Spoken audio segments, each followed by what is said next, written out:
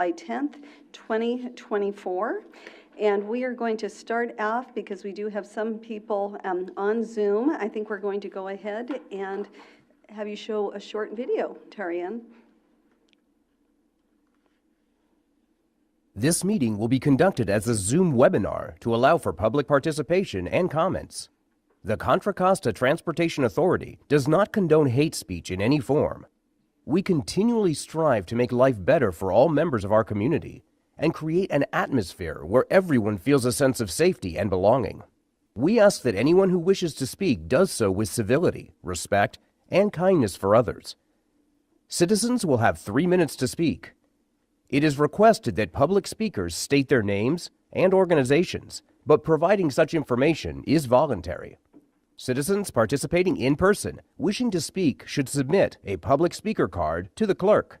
Citizens participating by Zoom wishing to speak should use the raise hand feature or dial *9 if participating via phone, and the chair or staff will call upon them at the appropriate time. Written public comments received in accordance with the teleconferencing special notice on the meeting agenda will be provided to the members.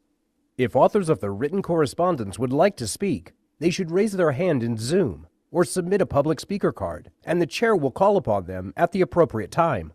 All written correspondence received after that and during the meeting will be entered into the record. Thank you for participating in a meeting of the Contra Costa Transportation Authority. Okay, thank you so much. And if you could call roll, please. Member Carlson. Here. Member Haskew. Here. Member Alt Testa for new member Josie. I'm sorry, did you say Tessa? I didn't Testa, hear. sorry. Here. Member Obringer. I'm here. Vice Chair Nowak. Here. Chair Anderson. Here. Okay, we do have a quorum. We have members Foley, Perkins, Ross, Stepper, and Storer absent. Okay, thank you very much. So now we're going to move on to public comment. This is the opportunity for anyone who wishes to speak to this committee on any item that's under our purview, but not on today's agenda. Do you have any written public comment? No written public comment. Okay, and anyone remotely wishing to participate?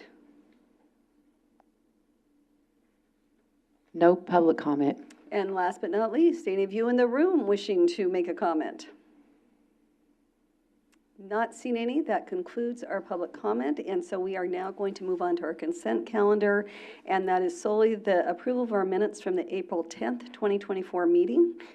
Do we have a I move approval, Chair Anderson. okay. Motion and a second. Are there any comments from anyone on the committee? Any public comment on this item? No public comment. Okay, and let's go ahead and do you want to do roll calls in here regardless? Okay, so we will go ahead and do a roll call vote. Okay. Member Carlson. Yes. Member Haskew. Aye. Member Testa. Aye. Member Obringer. Aye. Vice Chair Nowak. Yes. Chair Anderson. Yes. Motion Okay. passes. Thank you. It does indeed. So now our first item for discussion this evening is it's informational, and I believe the rest of our items will be informational. It's going to be presented by Stephanie Hu to provide an update on the Innovate 680 program and project. So Stephanie, thank you. Thank you, Chair. Let me just start. There you go. So this is our usual update for the program and projects. And I'll just focus on the items that are projects that are not on the agenda tonight because we have lots to go over. These are the 6 projects that you're well aware of at this time, or as of for now. You've heard a lot about our projects already, so I will just actually highlight part-time transit lane and mobility hubs on this slide. There's an express lane item later on the agenda. So for part-time transit lane, we have completed the scoping document, or what we call the project initiation document, back in March last year, and we've held off on starting the environmental phase because we're still waiting mainly on the guidance from the state regarding testing and regarding the operation of part-time transit lane. And so we are focusing our efforts on testing and training at Momentum Station for this part-time transit lane operations. We are doing this project or this testing with a TERSIP grant that we received last year. We have recently procured a consultant to work on the design of this testing and training effort, and the work has already begun. We had already 2 working group meetings. For mobility hubs, we finalized our feasibility study a year ago now, and we recently procured a design consultant for environmental clearance and design for the Martinez Amtrak mobility hubs, as well as the Bollinger Canyon Road mobility hub in San Ramon.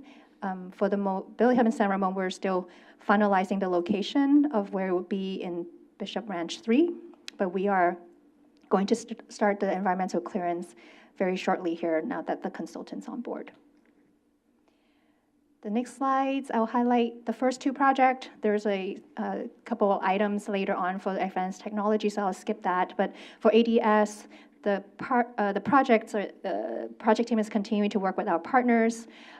We actually did an open house at Rossmore in June, showcasing the project and that demonstration of that shuttle that will be running in the senior community there. We'll be planning for late summer as the launch. So that was a successful event to demonstrate what we are trying to do in that community. For the Mobility as a Service app, we have been working on procuring a car share vendor, which it's in the works, and I think we're working on agreements and getting them on board onto the team, and with the goal of finalizing or launching that pilot of the app later this year, hopefully in the fall. And then again, the last item is the coordinated adaptive ramp metering, which we'll go over as a separate item. And then the coordinated adaptive traffic signal is also a separate item on the agenda. So I'll wait for the updates and for that item, well, for those items. So I won't belabor those projects here. And with that, I think that's my last slide for this item. Oh no, I have one more for schedule. So last time we highlighted that we are sort of past the planning and scoping stage. We are well into project development, in some cases even operation. For example, a couple of the shuttles in San Ramon is operational, and then I just mentioned the Rossmore one that's also going to happen later this year. But the other projects like shared mobility hubs, express lanes, part-time transit lane, we are in project development phase. We're well outside of the scoping planning stage at this point, so really excited to get these projects on the road and also actually just implementing them for the public. So this is a schedule showing where we are, and the yellow is the scoping project development. So if you draw a line down in 2024, we're seeing lots of blue and green, meaning we're in design and really developing the project implementing phase. And that is my last slide. So Okay. Happy to take any questions. Great, thank you, Stephanie. Anyone on the committee with questions? Anyone present here this evening with questions? Anyone online or written comments that we've had with questions?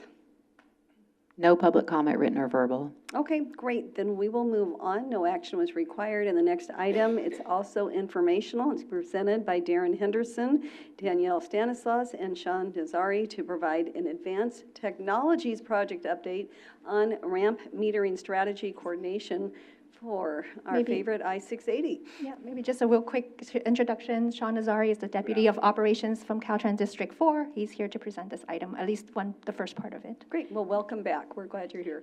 Thank you. Good afternoon, and I'm happy to be back before you again.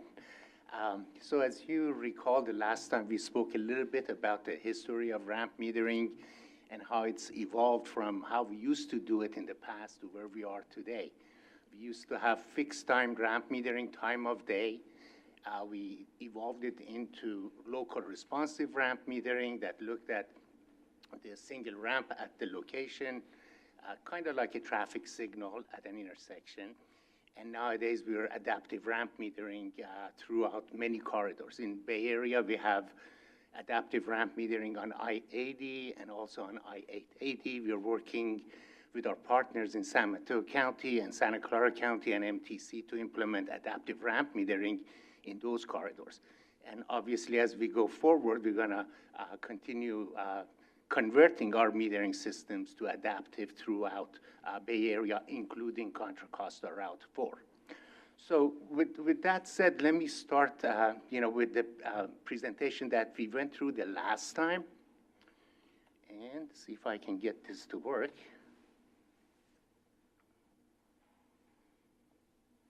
There we go. So as you recall, we started with the larger project that involved putting metering equipment from the Alameda Contra Costa County line all the way to Solano, 680, 780 area. So that project was 36.4 miles long. We included fiber optic installation there. We would be putting 51 ramp meters throughout the corridor in both directions, and some CCTV cameras, a couple of changeable message signs that we use for detours and incident management, and a number of vehicle detection stations. And the construction cost for that project was about $100 million, and that's a significant investment in our SHOP program, which hardly ever is able to fund projects that are mobility related. Most of our projects are asset management projects that preserve the pavement, culverts, and those types of things. We were very fortunate to have that $100 million investment. So in working with CCTA, we kind of rethought the staging and phasing of the project, and we broke it up into 2 phases. Our phase 1 now includes installing ramp meters at 45 locations, 19 in the northbound and 26 in the southbound directions. The CCTVs would be installed, signs would be installed, and detection stations would be installed, along with the fiber optic line. We are pretty much completed with the PSNE and ready to list the project. We are working out the final agreements with Union Pacific Railroad, and hopefully we can list it for contracting sometime in December. Let's see. And what we plan to do is, once we install that equipment, once construction is completed for that project, we're not going to cycle the meters. We're not going to start metering, actually. We want to make sure we work with the local agencies, the 6 cities and county of Contra Costa County, to make sure we address all local concerns. And local concerns that we've dealt with in the past is basically not impacting the surface street operations. And the way we deal with that oftentimes is by looking at the metering plans, figuring out the demands during the peak periods, and adjust the metering rates accordingly. And when the storage capacity of the ramp isn't sufficient to store the queued vehicles, we release the ramp queue by not cycling and resting on green. So certainly, we want to work very closely with CCTA, the 6 cities, and the county to make sure that all is figured out. And we are also committed not to start metering until we are ready, including the delivery of the CARM project that CCTA will be talking about. And let's see, next slide. I think, Darren, you're going to talk about that. Let me skip over that, or you want to talk about it now? No, I'll switch. Okay, there we go. Thank you, Sean. Sorry about that. Wasn't so smooth on the handoff. I'm Darren Henderson. I work for GHD, and I serve as the CCTA consultant for the Innovate 680 program, and am working on the AT CARM project. So Sean talked about the Caltrans SHOP project. First, I'd like to point out that that is a very important project, also in the context of CARM. Some of the improvements that are being implemented by the SHOP project are being utilized by the CARM project. So it's important to us and valuable to us that Caltrans is making this investment in the corridor, and that we're able to benefit from some of those investments on our project. There's a lot of overlap between the 2 projects. CCTA's goal is to implement coordinated adaptive ramp metering, a more advanced version of ramp metering, along the full 680 corridor from county line to county line, covering the same 50 ramps that Sean was just talking about. Obviously, that's a big chunk to bite off in one hit, so we are focused right now on what we're calling Segment 1, which is the portion that's identified in blue on the exhibit that you see in front of you. So that covers the northbound side of 680 from the Alameda County line up to Olympic, just south of State Route 24. The remaining segments that Sean just talked about, the ones that are highlighted in green on this exhibit, are going to be implemented as part of the SHOP Phase 1 project. So as I said in my sort of introduction, Caltrans is installing some of the ramp metering equipment that we need for the CARM Segment 1 project, that portion in blue. CCTA is also doing additional work in that segment to increase the capacity on a number of those ramps, and to install some additional mainline detection, some additional equipment on the ramp meters in order to allow CARM to work effectively. And Caltrans will be installing ramp meters on all of those ramps in the green segments as part of the shop project that Sean just mentioned.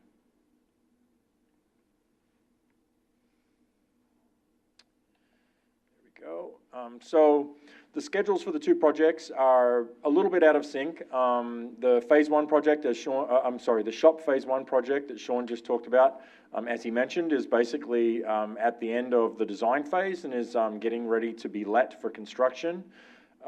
For the CARM Segment 1 project, which is the second and third bars in this schedule, we are in the final throes of the PAED process for the CARM Segment 1.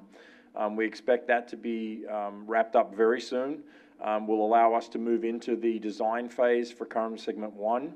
Caltrans is already advancing the design of their ramps in that same segment as part of their project. Ultimately, what we hope to do is to merge the design phase into a single project so that when we get to the end of the shop phase 2 CARM Segment 1, it will be a single construction package. It will be a single bid package and the construction will all occur as one project. We don't obviously want to have competing construction projects out in the field.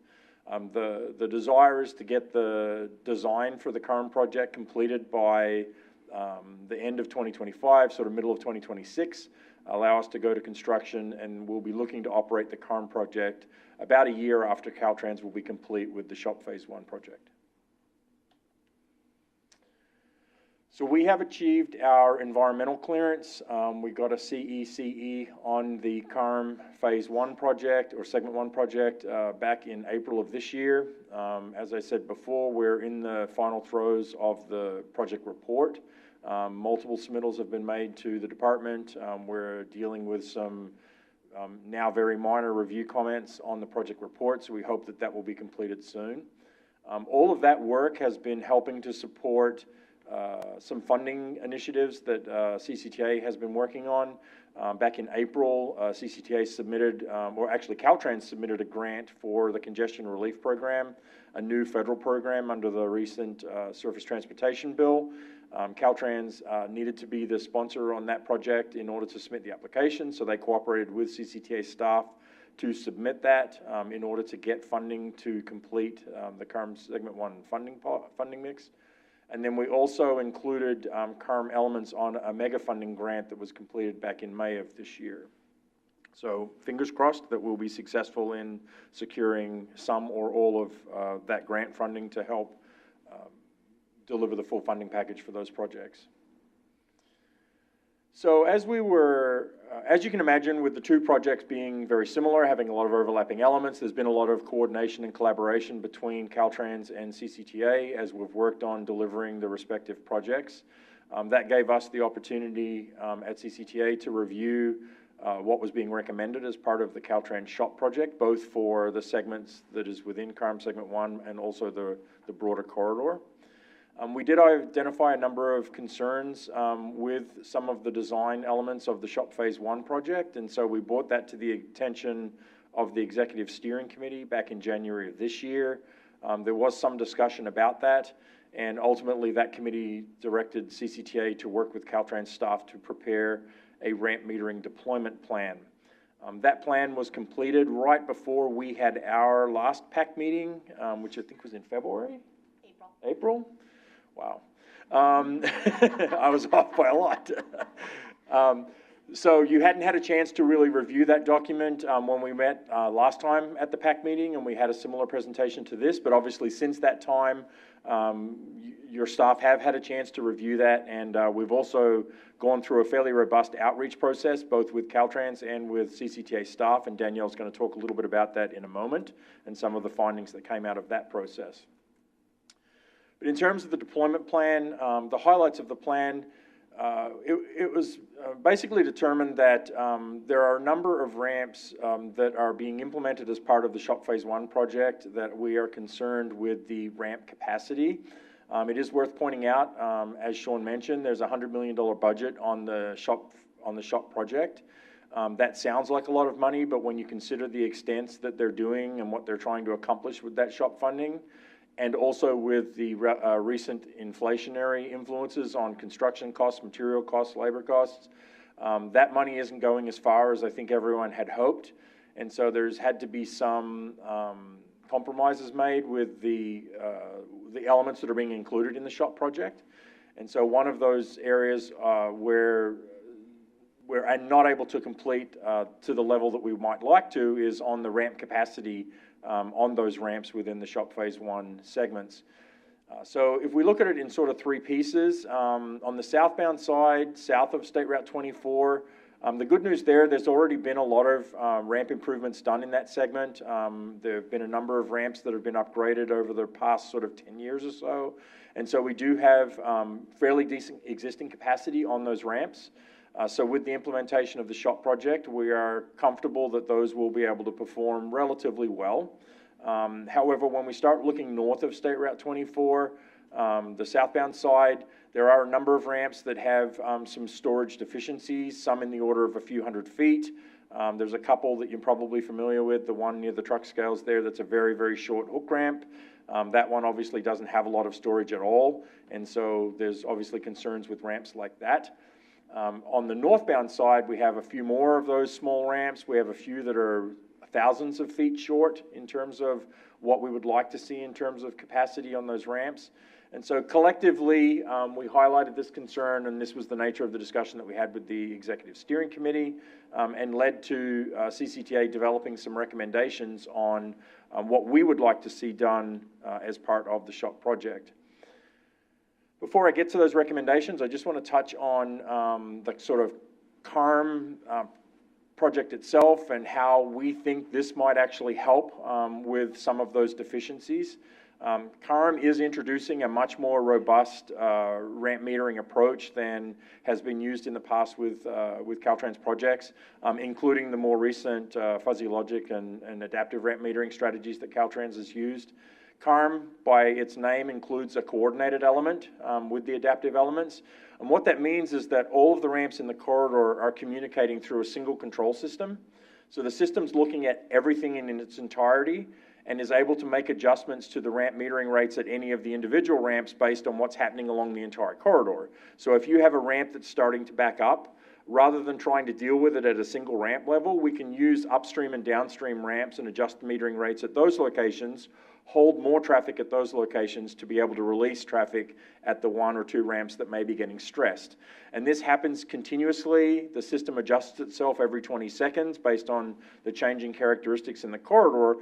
And so what it gives us is a much more powerful tool to be able to manage the ramp queues, which are obviously of great interest to you because we don't want them impacting the local communities, but at the same time still be able to control the amount of traffic that's entering the main line of the freeway so that we can avoid overloading the main line and ultimately breaking it down. There is a cost associated with CARM. It is a proprietary software package called Streams. It has about a $3.75 million setup and integration cost for any of those major segments. And then there is also about a $3 million a year annual licensing, hosting, and support. It is an active management system. So it's a system that requires monitoring what's going on in the field and making changes if we're starting to see things not work. So it is different from the way that we've done a lot of ramp metering in the past, where we install the equipment and then we allow the systems to basically do their own thing. And there's not a lot of active monitoring that occurs on those systems. So in terms of recommendations in the deployment plan, for the northbound direction north of State Route 24, the recommendation in the plan is to postpone the installation of the ramp meters at those locations, recognizing the deficiencies in storage that is available at this time. Without adequate resource to be able to add capacity at those ramps, we're very concerned that any ramp metering, whether it's CARM or any other system, is going to have a great deal of difficulty managing those ramp queues and is ultimately likely to have impact on the surrounding arterials. On the southbound side, because we do have a number of ramps that have better storage, particularly south of State Route 24, we think that if we use the CARM program to manage the queues in those ramps. It will help to overcome some of the deficiencies that we do have in ramp storage by being able to, again, balance the demands across the entire corridor rather than having to deal with each ramp individually.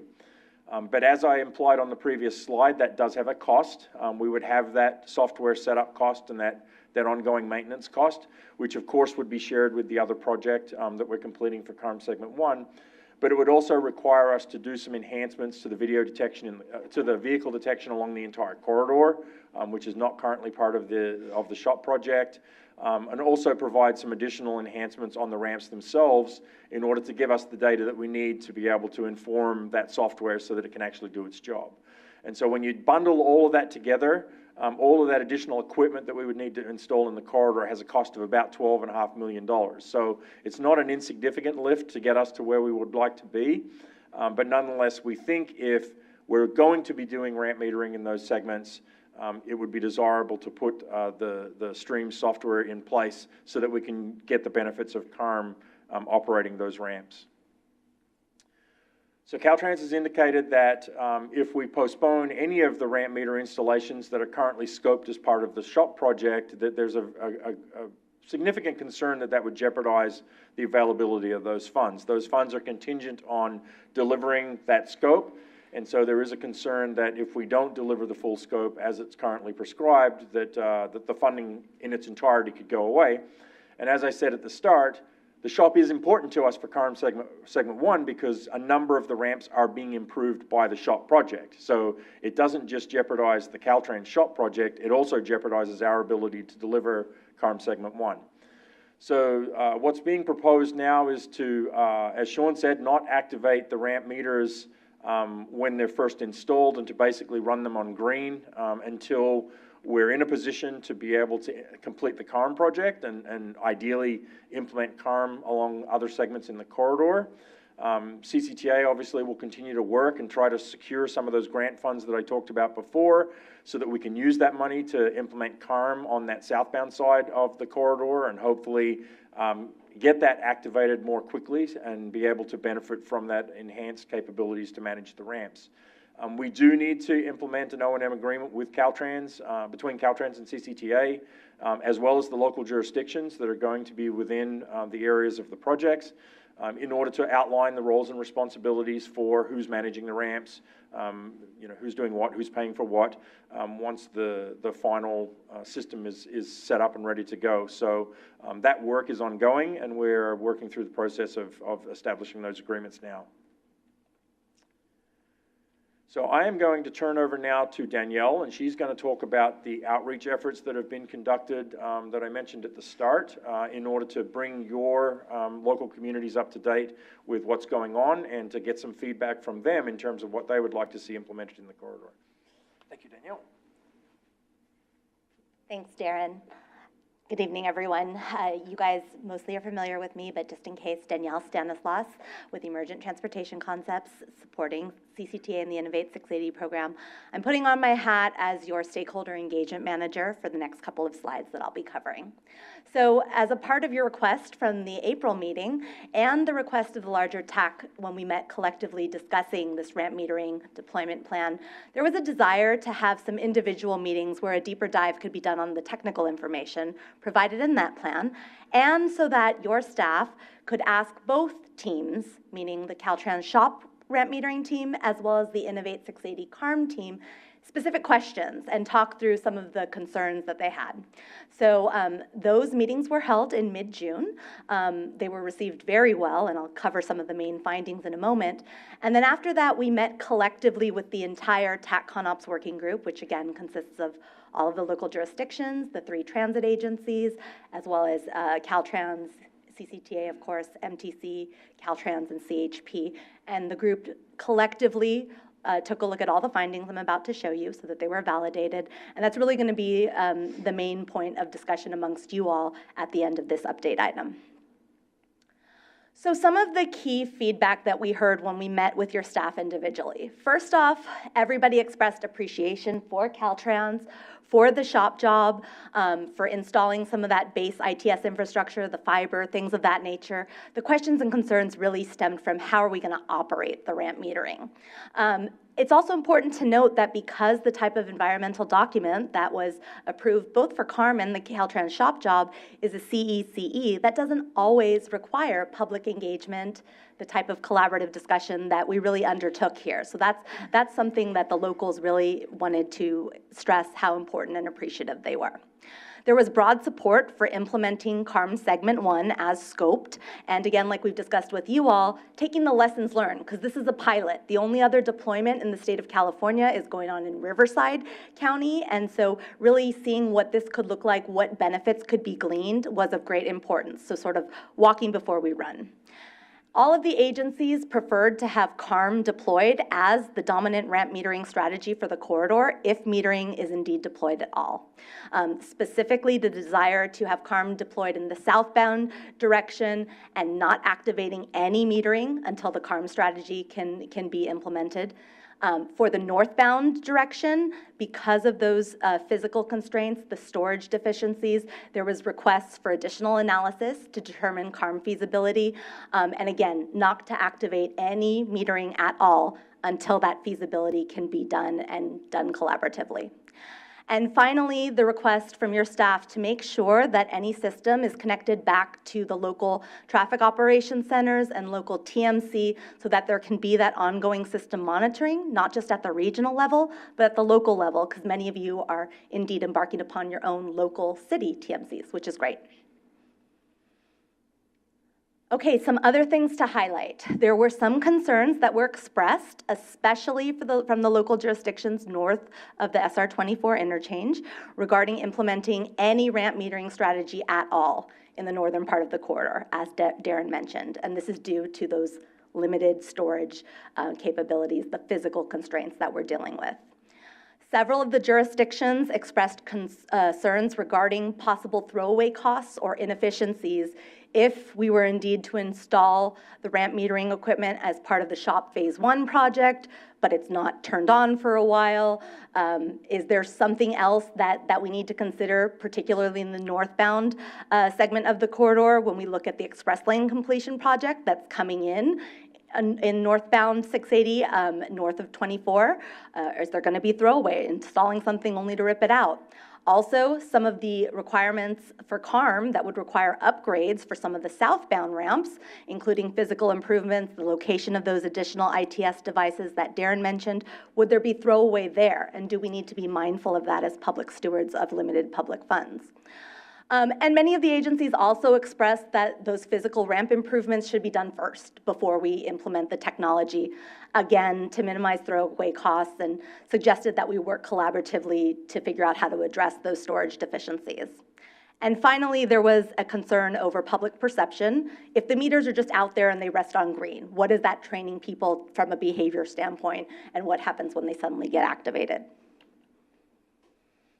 All agencies did express support for CCTA's recommendations in terms of the next steps, and that was especially true when it came for the desire of having an O&M agreement, not just for CARM Segment 1, and not just between CCTA and Caltrans, but also with all of the locals on the corridor. Some specifics around that was that the O&M agreement was desired to be executed prior to the construction of any metering, so that there was some base agreement on the performance requirements, the performance thresholds, the roles and responsibilities, and how operational issues are going to get handled if they occur. And many of the agencies had questions and concerns regarding the timing of a Caltrans-led ramp metering study. So Caltrans has said that once they install the metering equipment, but before it's activated, they would work with CCTA and with you all to conduct a study to determine those metering rates. Some of the locals had questions on why the study is being conducted after the field equipment is installed. There were questions about how the local agencies and CCTA as a whole would be involved in the study and how that input would be used to shape the delivery process or the operations process. And there was questions on how that study and the timing of it would fit with the development of this O&M agreement that's to outline the performance thresholds. And this is my last slide, I promise. All agencies requested specific engineering drawings for the planned modifications at the ramps that were in their jurisdiction. It didn't matter if it was from the Caltrans shop side of things or the CARM side of things. And some agencies did request that additional outreach and education be provided to their city councils and the public, and that would indeed be helpful, and requested additional coordination on that.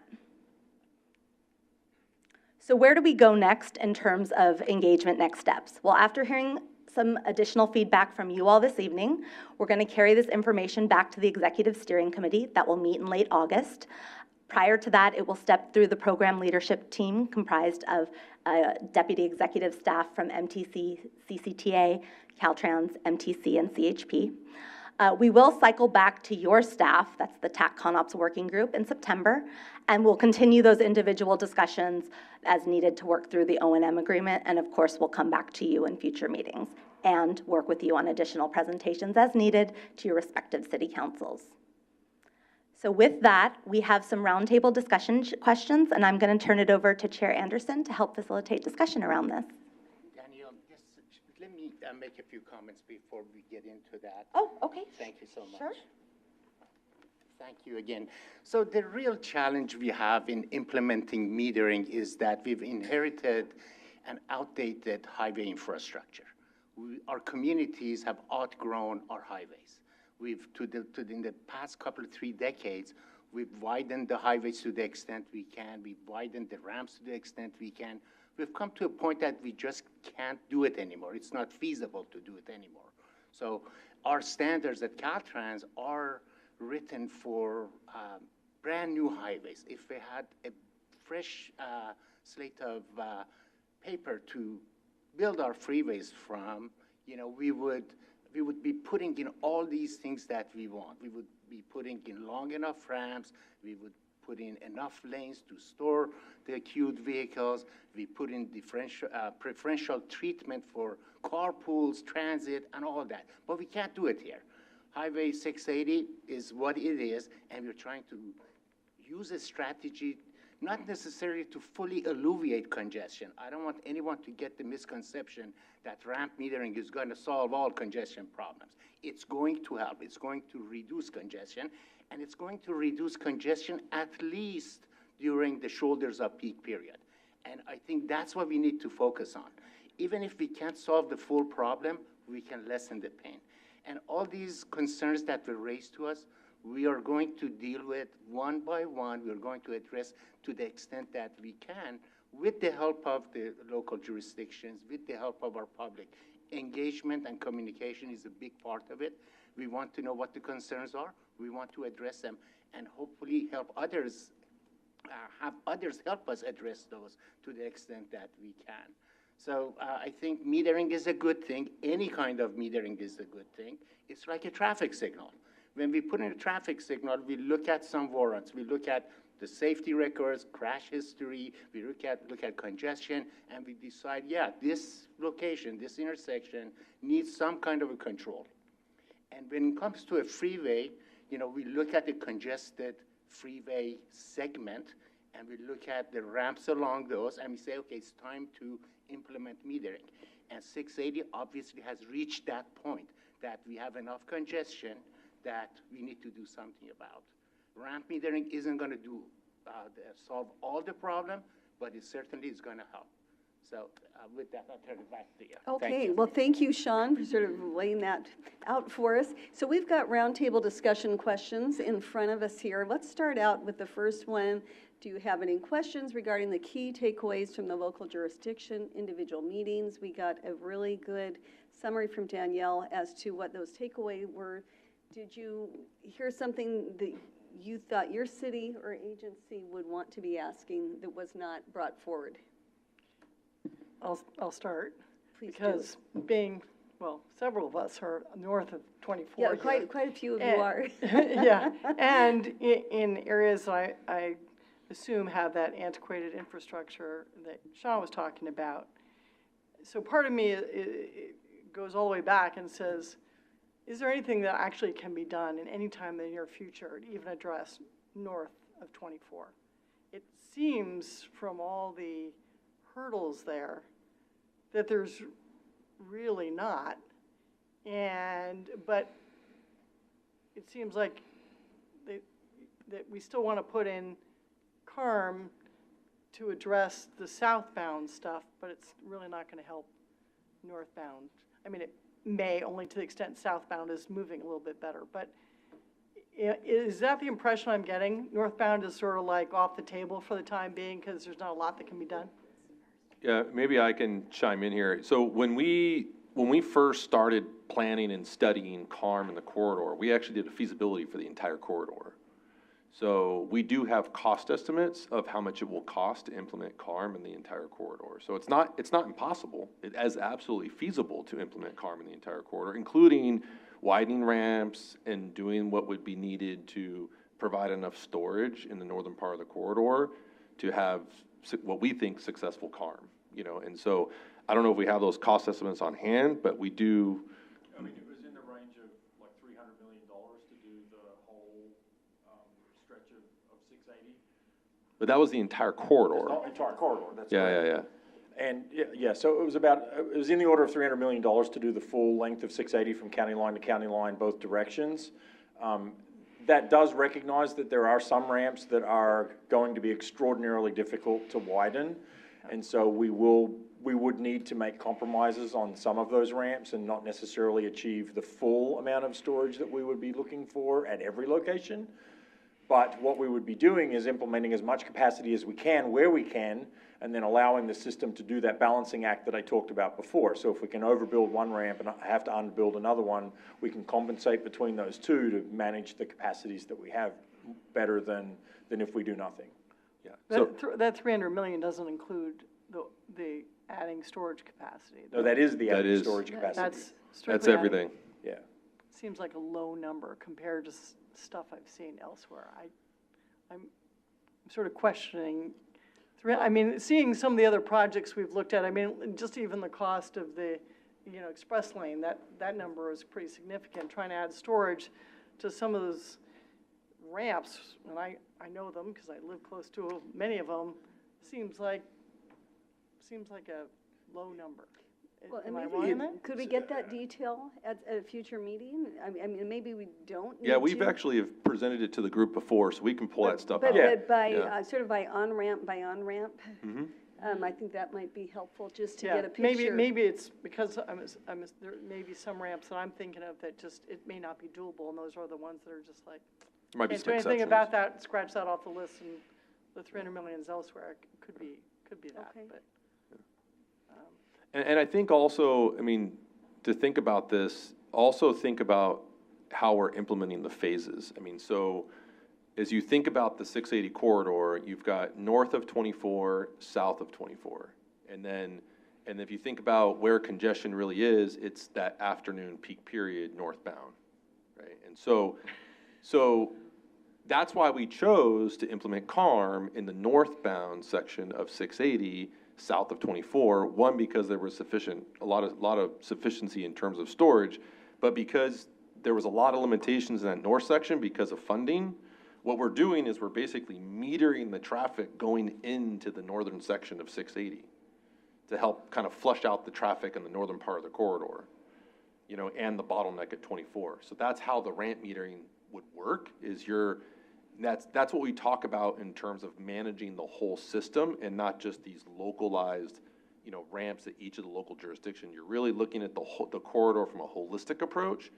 And so if we're metering the traffic south of 24 northbound, then that'll help us mitigate and control some of the congestion north of 24. And so like for example, like Jack, he's got a great experiment in his office where, you've got a funnel. And what happens if you take a cup of beads and you just dump it, everything just stops, right? But if you're able to, just dump a little bit, everything continues to flow. That is the philosophy behind ramp metering.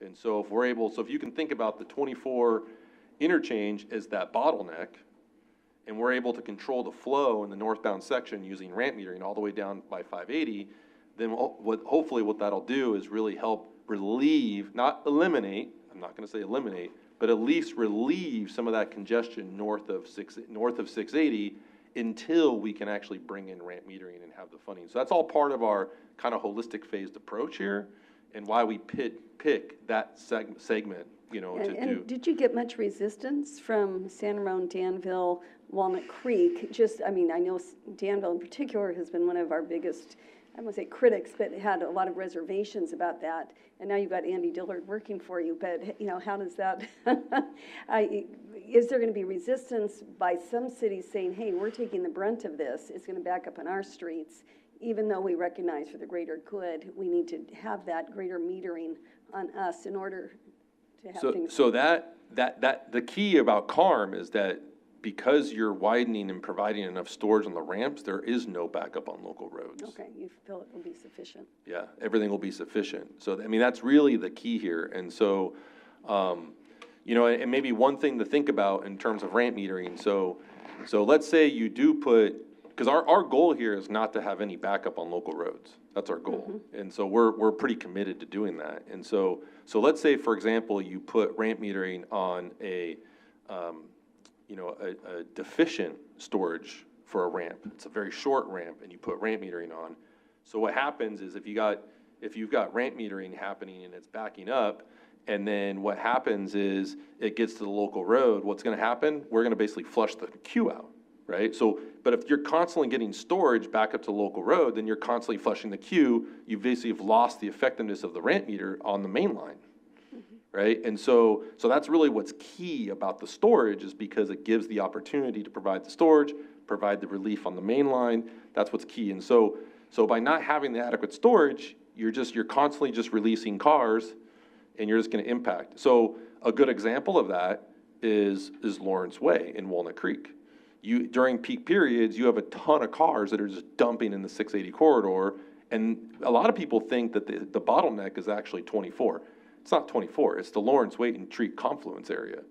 All that weaving happening with Lawrence Way dropping in and Treat, that's the bottleneck. And that's why the braided ramps on the express lanes provide so much congestion relief, because you're eliminating that or at least minimizing or reducing the weaving that's happening. So I think those are important things to know. And so if you put it, let's say you do decide to turn a ramp meter on, let it flash red on a short ramp, it's not going to be very effective during peak periods. It may be effective during off-peak periods when there's a lot of congestion, but then, you know, if there's no congestion, why do you need the ramp meter? So I think that's just something to think about as you're kind of putting ramp metering on a deficient ramp. So I'll just go back to my question, or part of my question. So I think there was a comment on throwaways. So do we even put ramp metering in that northbound section of 680 north of 24 if it's really can't be turned on for quite some time? Years. I mean, Forever. for the near, in my lifetime, probably. So the question to that, and this gets in, I think, both Sean and Darren's comment, is that I think the Caltrans project is a good project. It's putting in really important elements in the corridor in terms of providing communication, fiber optics, you know, putting in conduit, et cetera. So I don't think there's a lot of throwaway or lack of benefit to the ramp metering project, because you're putting in the infrastructure that would still be needed to activate CARM, because you still need the signal head, you still need the infrastructure there. I think what would really the difference between let's say Caltrans comes in and puts ramp metering on, say, the Willow Pass on-ramp southbound 680, which is like a really short hook ramp, right? Really short hook ramp. So if you put ramp metering there, you're probably going to get a lot of backup on the local road pretty quick. In and out's going to be really mad. And so, in Target. And so I think what will end up happening is we leave that on green, and then once we can look at adequate storage there, you know, but honestly, that's a good example of where you may not be able to provide adequate storage, you know, and you might have an exception. Right, and I that goes back to the public perception of you put a ramp light on that you're never actually going to use anytime soon. And that would be, you know, sort of a concern. You put lights up on that southbound and nothing happens for a good 10, 15 years there, but you've got a light there. Is that it? Hopefully it's not that long. Yeah. But it could be. I mean, trying to find storage in that location, that's pretty hard to do. There is not much room for added Well, I storage in think that. that's where the coordinated part really comes into play, because, and it is that if you're able to coordinate the ramps more effectively, then it provides, it gives the opportunity to actually meter the more deficient ramps, if that makes sense. So like, for example, if this, let's say Willow Pass southbound is got it has traffic in it, or cars in it, then what happens is you flush out the queue on the downstream ramp, or what you do is you hold that ramp longer so you can then flush out the Willow Pass ramp, and so that's where that coordinated approach, is really what starts getting really important. And that's what CARM is really good at, as opposed to what fuzzy logic can do, which is Caltrans's algorithm. Yeah, I guess at some point I'd love to see sort of, I'm just thinking about like the southbound 680 ramps starting across from Target, going to Willow Pass, and going down to Pleasant Hill. They're all pretty short. They all pretty much lack capacity. So it's trying to think of one that actually has any capacity. We can bring all that to Maybe you. the monument on-ramp there, that's a little bit, you got 1,200 feet or so there. Southbound, Yeah, the monument on, Monument southbound on, considering we've got two there, right? We've got the one on. for now. No, we're only chopping off a piece of that. But I think to your point, to your This is point, normal. yeah, to your point, Representative Nowak, I think what we could do is we can provide, because we have all that information, it's in the feasibility I'd love to report. see that- We I'd can just bring love to all see that it. back, and Yeah. if we need to if we do need to refresh, and maybe if you're willing to spend some time kind of doing a deep dive and getting Yeah. into some of the details, we can maybe go by ramp if you want, Yeah, because, I'd like to do that. because, I mean, the team has basically laid out the geometrics and everything for each ramp, and has a very good handle on what improvements are necessary for every single location. Yeah, because I think as this program starts, we'll get a lot of public comments on this. And I think we need to understand why things are at certain levels versus other ones, and got to be able to explain that to the public, why it's happening other areas and not ours, and despite the fact that, our segment Concord to Walnut Creek is like a mess most every day, and therefore comes through our cities, and trying to alleviate Already that. right now, yeah. Yeah, so it's just one of those things, I think it's really important for us to be able to have that information and be able to communicate that. But I think, and part of that, like you said, is understanding the technology and how that can be flexible and adaptable to a lack of storage, or maybe too much storage even. So how that would play into the equation of it all. Yeah, that's the coordinated approach. That's really valuable in the whole system. And Yeah, because if there are too many gaps, it might make sense somewhere to say there's not enough storage here, and it's always gonna be green. But if there's too many gaps, then it's useless, 3 on-ramps, off-ramps, or whatever it is, in a row, Yeah. isn't gonna get you anywhere, right? So I have if I don't know if you're done, Sue? Yep. Okay. Yeah, okay. and you're gonna time crunch. Go Yes, quick. yes, Go yes. quick. So I'm just gonna hit all the questions since I have to depart in Go 10 ahead. minutes. Okay, if that's okay. So, a question that I had, is, does this include all the traffic for the redevelopment of the former Concord Naval Weapons Station? So just curious, because if things stay on track, we're supposed to start turning dirt in 5 years. So that is my question, if those 29,000 people are being included in the study. And then I do want to emphasize the need to have a presentation at the Concord City Council. We would appreciate that. So thank you for making that offer. And I think you were also asking what is the best timing for that. And so I think, until I would say closer to whenever there's actually the installation of the infrastructure, because otherwise no one's going to pay attention. Right. And so whatever that timeline is. So, and those are my questions/comments.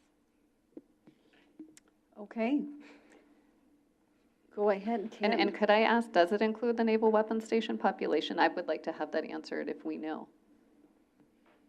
Do we know? When you did your traffic Yeah, collection, for the CARM feasibility study, it did not. We looked at a year of opening, so it was like 2027 or something like that, or 2025, because we did the analysis back in 2020. So no, it does not. We were looking at addressing the existing conditions. Not to speak for Sean, but I do know that the Caltrans, their project report did include 2047 forecast information. I don't know to what extent that includes the Naval Air Station. Okay, well, it's going to be a lot of people and a lot of cars in spite of our best efforts, so I think we do need to look at that. For all of our sakes, right? Yeah, and hopefully there'll be a lot of money coming in with that will help mitigate. That's Really long another on-ramps. conversation and another meeting, another decision-making body. Okay, just a lot of people, got to bring a lot of money. Okay, since we've sort of opened the door to go through all of these, Ken, let's go ahead and let you go, and you can either just start with the top, or if you want to go. Okay. Sorry. Yeah, just one real quick, sorry. We talked about, well, as part of the O&M, I would imagine that's going to be connectivity to individual traffic management centers in local jurisdictions. And I have a personal feeling about that, but everybody's, very cautious about giving up control. This is, essentially, this is automated, but can have human input into how we're going to adapt this. And how is that? You understand what I'm saying? How is that going to be managed? Concord suddenly sees, or Pleasant Hill sees issues on our streets, so we're going to want to do something. Yep. And yet, that's going to impact somebody else in the chain of events. Yeah, so as I mentioned before, for CARM, it is an active management system. So one of the ongoing maintenance costs that you saw there, the $3 million a year, part of that is to ensure that there is staff that is monitoring the system on a daily basis during ramp metering operations, or at least when they would be expected to be operational, to be identifying if there are any anomalies that are occurring. Like, is there a ramp that's starting to back up? As you point out, the system is largely automated, so it does have instrumentation on every ramp to be able to detect and estimate the length of the queues.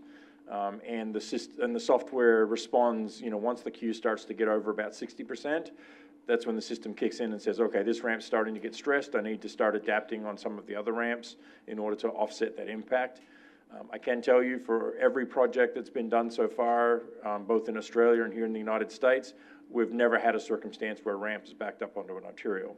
So I don't want to see that happen here. That's great. I don't want to see that happen here. Yeah, It is a core function of this particular ramp metering approach to have that coordinated capability to be able to manage all of your ramps. Now, the RCTC project is going to be one that's really going to stress that capability, because they only have 3 ramps to work with. And so there's only so much you can do with balancing across 3 ramps. Right. So we will probably see it get really worked on the RCTC project. In your case, where I think we've got 9 in segment 1, we're a lot more confident that your project will work a lot like the other ones that have been done before, and have that balancing achieved to minimize that impact. And then to the last point you were making about connectivity to the locals, one of the features of the Stream software is a very robust dashboard that allows others to log in and to see how the system is performing. While there wouldn't necessarily be the capability for a local TMC to intercede and make a change in the protocol, there certainly will be elements in the O&M agreements for protocols if a city does see that there's something happening in their local situation that's not necessarily being addressed by the operator, that there'll be protocols in place in order to ensure that responsiveness. And there certainly is the capability for manual interception of the software and to sort of override the software. Right. We do that when there's like emergency circumstances, if we need to flush a ramp in order to allow emergency vehicles to access the freeway or something like that. That is a capability that exists, and that's one of the things that the operator would be able to do. Yeah, and I think that's another important point in our local jurisdictions to share, is that in those emergency circumstances, whatever that be. I know when we were in Houston, I can't imagine what went on this week there, and with their ability They were to busy. push a button and open those roads if the wind hadn't already done it for them. But those are the things. Is this one of these things too? You know, we're always talking about AI and how there's positives and negatives, dangers, risks, unknowns, all these different things. And it seems to me this would be one of those where this is where AI would be our friend. Yeah, so Streams as it exists today doesn't integrate AI as part of its technology. It is something that the developers or that the software provider is looking at, you know, what capabilities for AI to introduce, particularly predictive, adaptive capabilities, so that way they can sort of monitor conditions and say, okay, under this circumstance, we would expect it to go to here, and then we can start responding accordingly. But that's a product for the future. It's certainly an area that the industry as a whole is moving into. You know, how far can we go with those sorts of predictive capabilities? But it wouldn't be integral to the current project as it exists. And then my final one is the 3.75 to integrate or to bring it online for segment one, I'm assuming? Yes. But that we're going to face that cost as we integrate with the SHOP program or as we return the other direction? Yeah, so there is an initial setup cost. There is economies of scale if you're doing longer segments or multiple segments at one time. It's not the same hit, but there's certainly a level of setup that needs to happen in terms of they basically build like a model of the entire network into the software, so that obviously has work associated with it. There's obviously the normal sort of system integration that you would have with any ITS project. You know, you have to connect up all the devices, you have to make sure that they're working. So there is a magnitude of work that needs to happen with any project. When it comes to the operations and maintenance side, that's where you're going to realize a lot more savings benefits. Right. That $3 million a year, you know, gets you up and running for segment one, but the incremental cost to add another segment is probably only in the order of $100,000 or $200,000. Right. Very small compared to that initial investment to get you set up and going. Okay, thank you. Okay, Luella, any comments? No comments, just a little confusion. Segment one ends where? Starts and ends where? Carm segment one starts at Alameda. Alcosta. At the Alameda County line, the first ramp would be Alcosta, and then it goes northbound to Olympic, which is just south of State Route 24. So you would have a couple, at least one, if not two, Walnut Creek. Yeah, and with the braiding of the roads and the stuff that were, the other part of the Innovate 680, how does that fold together? So it's the blue section on this map. So you can see Alcosta in the south, Bollinger Canyon, Crow Canyon, Sycamore Valley, Diablo, El Cerro, El Pintado, Stone Valley, Livorno, Rudgear, and Olympic. No question. And I'll have to get back to you on when you should come and see us. Okay, no, I think it's going to be an issue. Do you have anything you want to add? Asking about consistency, Pleasanton, Alameda County. So if you're starting, how does the traffic flow, how is it impacted if Alameda County, and I know we have metering, but I don't know, I'm assuming we don't have the same software, so does it create, a lack of consistency because of it? It's a good question. Certainly, the segment that we're doing for Carm Segment 1 has independent utility by itself. So you have 580 to the south, so there's obviously the traffic coming onto 680. I can't remember, is there an arterial ramp in Alameda County before we get to Alcosta? I don't think there is there? Yeah, so that segment doesn't really have any upstream that would impact us coming into Alcosta. Also, most of the bottlenecks tend to be in the northern half of the corridor, so what we would be doing is using those ramps to manage the flow as it progresses northward up the corridor, as Tim was saying, so that we don't get into a situation where, when we get to a bottleneck, we're overloading it. So, that's the benefit. Downstream, when we get north of State Route 24, as Tim was saying, there are very significant bottlenecks in that location, and so there's only so much that we'll be able to manage with segment 1 into that location. We are going to be installing detectors along the main line up to, I think about, past Lawrence Way. so that way we'll be monitoring some of those bottlenecks, and we can see as the traffic starts to get denser in those locations and start to control more of the flow into those locations so that we can get those benefits without actually doing the metering at Lawrence and at Buzzkirk. But, you know, ultimately the desire is to get the whole corridor under some level of CARM control so that way we can get the most benefit out of the system. But when you say the whole corridor, you're still not including Alameda County, or are you I mean, saying because do those conversations happen? Forgive my. Well, we certainly are working with Caltrans District 4 to get this as sort of the pilot for the region. Okay. And I think there's the hope that if this proves to be as successful as we think it will be, that it could become a template for the surrounding counties as well. I mean, there's a lot of, Sean mentioned before, there's a lot of ramp metering that is already existing in the region. I mean, I-80 has a fairly advanced ramp metering approach by Caltrans standards. There's already a lot of instrumentation out in the 80 Smart Corridor. We think that if CARM is successful in 680, that would be a place where you could look at potentially integrating CARM into the existing equipment that you've got out there and get even more benefit from those investments. So I think the pilot is intended to serve as a test proof of concept, and if it works, then how do we deploy it elsewhere across the region and across the state? Well, and are we having any discussions with Alameda's Transportation Authority We have. at this point? Yeah, so what we do is we meet on a quarterly, and now we're kind of going to like a biannual basis now, but Okay. it's called the I-680 Corridor Partnership. And so we meet with Solano County, Alameda County, Contra Costa County, Caltrans, MTC, and we use that as a venue to kind of share what we're all doing in the corridor and how we can leverage each other's work. And so there's actually working groups also set up to talk about technology, express lanes, transit, et cetera. So we have a corridor partnership on 680, and we also have one on I-80. And so we meet like on a quarterly, now going to be biannual, to talk about, give updates on projects. And like, for example, later in the agenda, you'll hear about the CMCC, the comprehensive comprehensive multimodal corridor plan.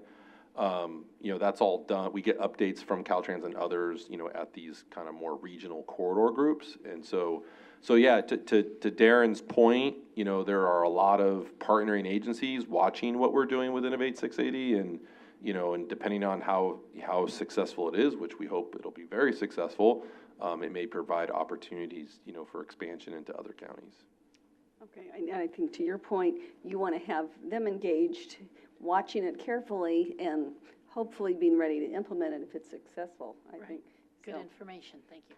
Okay, so last sort of three questions. Some have answered that already, and we no longer have a quorum, and I'm just making sure under your rules you're okay with this moving forward, even though we don't have a quorum. Yeah, we established a quorum at the beginning, so we're okay to proceed. Okay, county, we wouldn't be able to do it, but that's okay.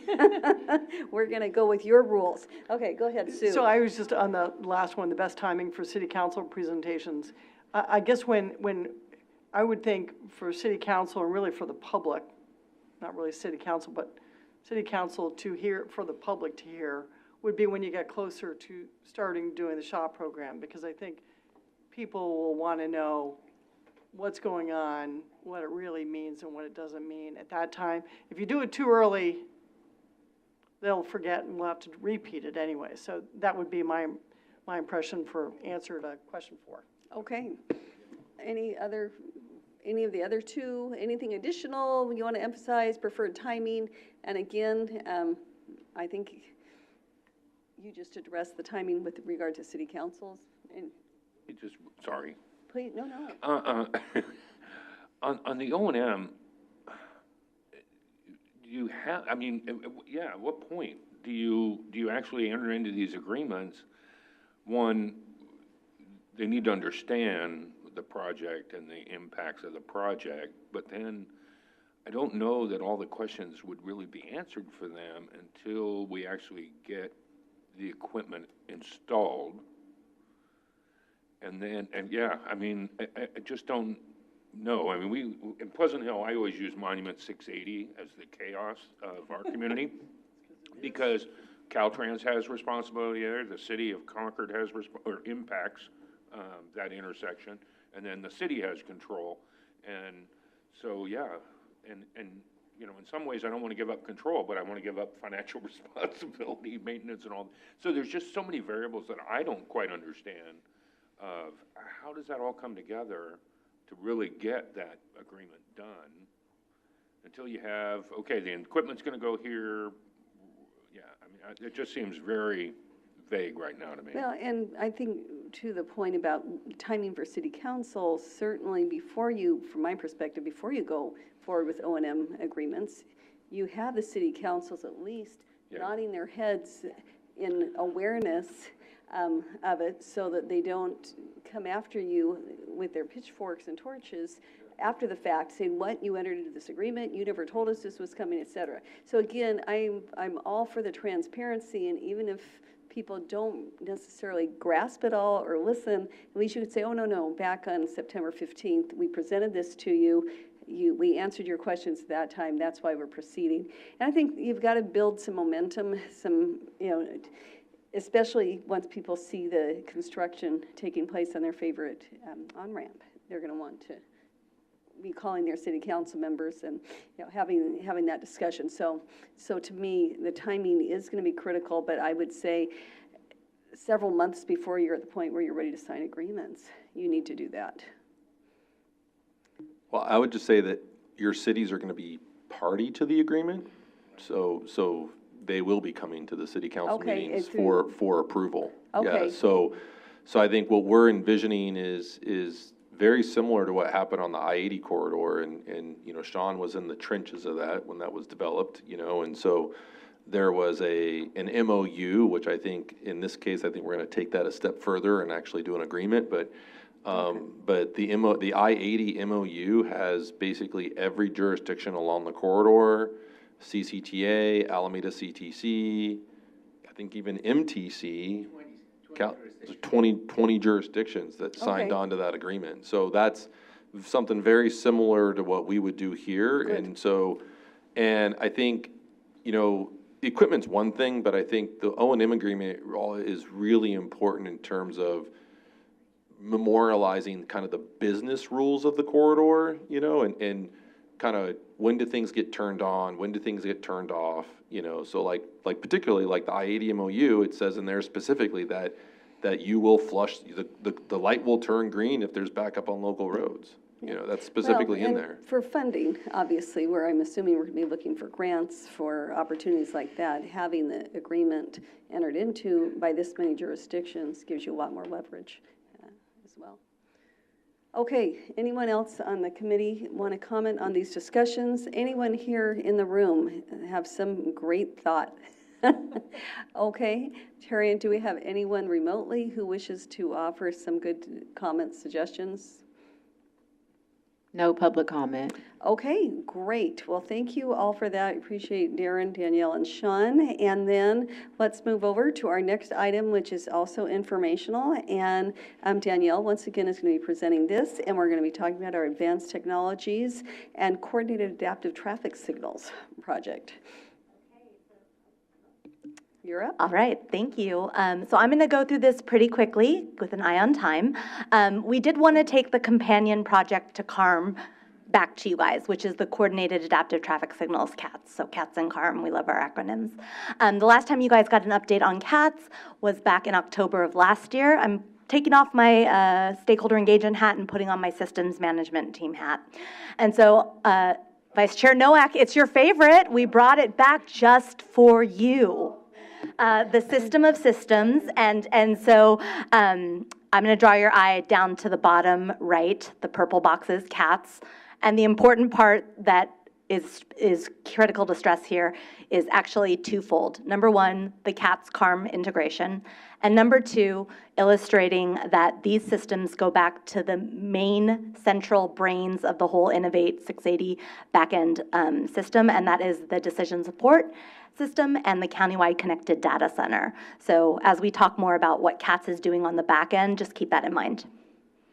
All right, so I'm not going to belabor this too much, but CATS is the primary arterial management system for the whole program. It is that linkage between the state-owned signals and the local signals. So that's a key difference from even, you guys have heard about the county-wide smart signals effort that CCTA is doing. That's wonderful. The CATS system is building upon some of that technical functionality, building in more of the real-time adaptive capabilities, just like CARM, meaning we're taking in data from advanced detection in real time, using that to make real-time decisions, and that's done in an automated fashion with little to no human intervention and only human oversight. It's going to operate across multiple jurisdictions, so that multiple jurisdiction sort of lens, as well as taking into account some of the O&M considerations that Member Carlson has brought up. All right, so we completed a larger concept of operations. That's what we briefed you guys on last October. So today I want to share with you kind of where we've come since then in terms of thinking about how we move forward into implementation and to start to put some more meat on the bones in terms of demos of specific corridors and what that's going to look like for specific system architecture and system requirements. So these are CATS corridors. Again, these were developed in collaboration with all of your staff. We were looking at both the technical on-the-ground performance, looking at these key parallel and perpendicular arterials to the 680 corridor that often experience traffic during recurrent or non-recurrent congestion conditions. There's 16 total.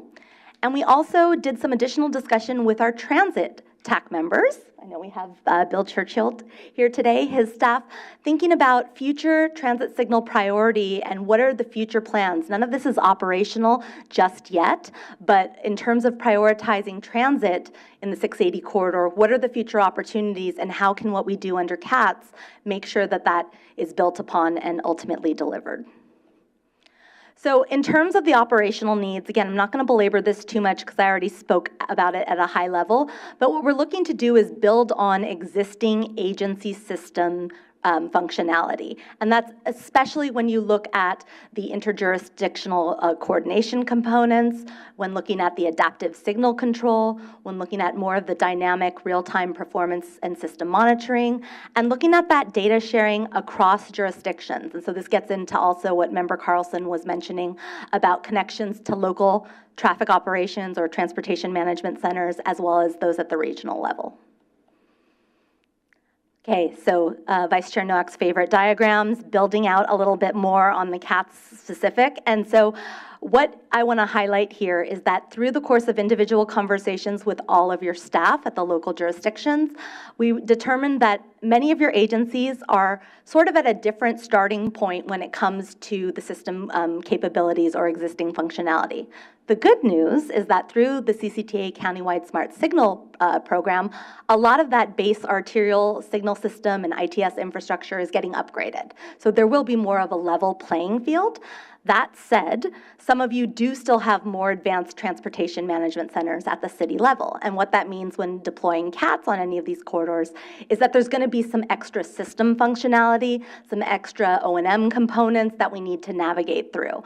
And so that's why from a systems architecture standpoint, and again, this is not design specific, this is still sort of that 50,000-foot planning level, but it does allow us to understand that there's going to be some nuances and that when we look at the systems architecture for each of the corridors, those 16 corridors, it's actually going to look different for each based on the complexity of the local jurisdiction's signal system.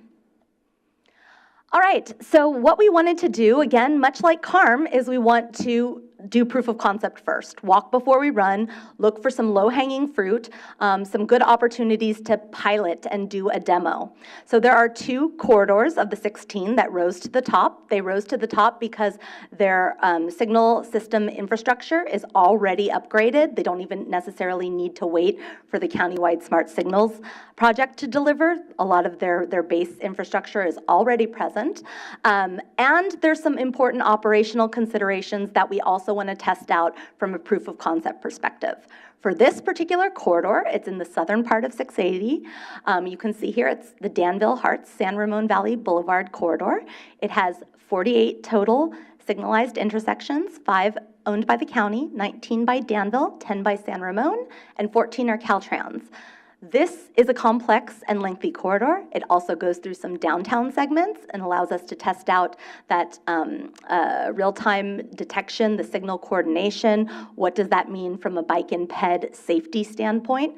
But it also is parallel and along the same segment as CARM segment 1. So this is going to allow us to test that CARM-CATS integration that we know you are all concerned about when you ask about CARM and what are the possible impacts on the local streets and how can we account for that. So that's one of the reasons why this corridor was selected as a possible demo. The other corridor that was selected is in the northern part of the 680 corridor. We call it the Monument Galindo Concord corridor. 34 total intersections, 27 of which are in Concord, 3 in Pleasant Hill, 4 in Caltrans. Again, a good opportunity, not just from a multi-agency standpoint, but also the state and local connectivity. And this particular corridor runs through one of our equity priority communities, community of concern, also has plans for future TSP, so that transit element. And so a lot of those multimodal aspects will get tested from a proof of concept perspective. So that's why this corridor rose to the top. And I should stress that we had conversations with each of the local jurisdictions and Caltrans, and everybody is on board with pursuing these as demo corridors. So I just want to highlight, and Stephanie showed this slide earlier, but I just want to draw your eye to the top on the Advanced Technologies project line. And as you can see, we're looking to deploy the CARM segment 1 alongside as when the CATS demo corridor goes operational. Again, this would allow us to test from a proof of concept, what is that integration looking like, what's working, how's it working, do we want to invest in rolling it out to the other arterials that are a part of CATS. So the next steps, we're going to continue to coordinate with the Smart Signals effort. We're going to work with your staff that are in those particular jurisdictions that are part of those 2 demo corridors to develop those detailed systems architecture and operational requirements. And Vice Chair Nowak, we can come back with as many diagrams as you would like. And we'll continue to work with the stakeholders on all of those O&M needs and issues, because those will also need to get memorialized in standard operating procedures, O&M agreements. All of that is part and parcel to this whole thing, much like CARM.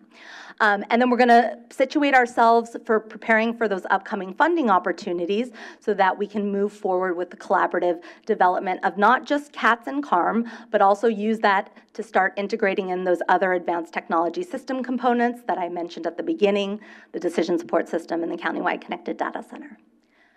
So with that, I will take a pause if there are any questions or comments. Sue. I just want to say, I actually used to love flowcharts.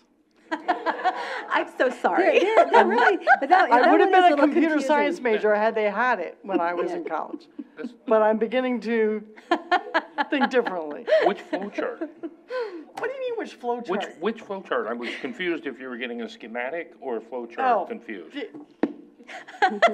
I'm going to let the 2 of you sort that one out. Okay, besides the presentation, well, that's okay. And we could probably have you present that in a whole different model too, if that would make you feel better. A little. Yeah. We could do interpretive dance for you, whatever you would like. No, okay. Are there any? Yeah, Ken's bringing up a good point. The program schedule is beginning to become the same thing as the other one. Yeah. Oh. See, now you started that. You shouldn't have said that. I'm so sorry. Yeah, you started that. I have nightmares about that. That's one of them. That's a schematic. Well, it's a flow chart. No, it's a schematic. Oh, for God's sake. Okay, well, we're not going to argue about that. It sounds like we do not have any other questions, do we? I do have one. I actually have one. I have one that's more relevant. Okay.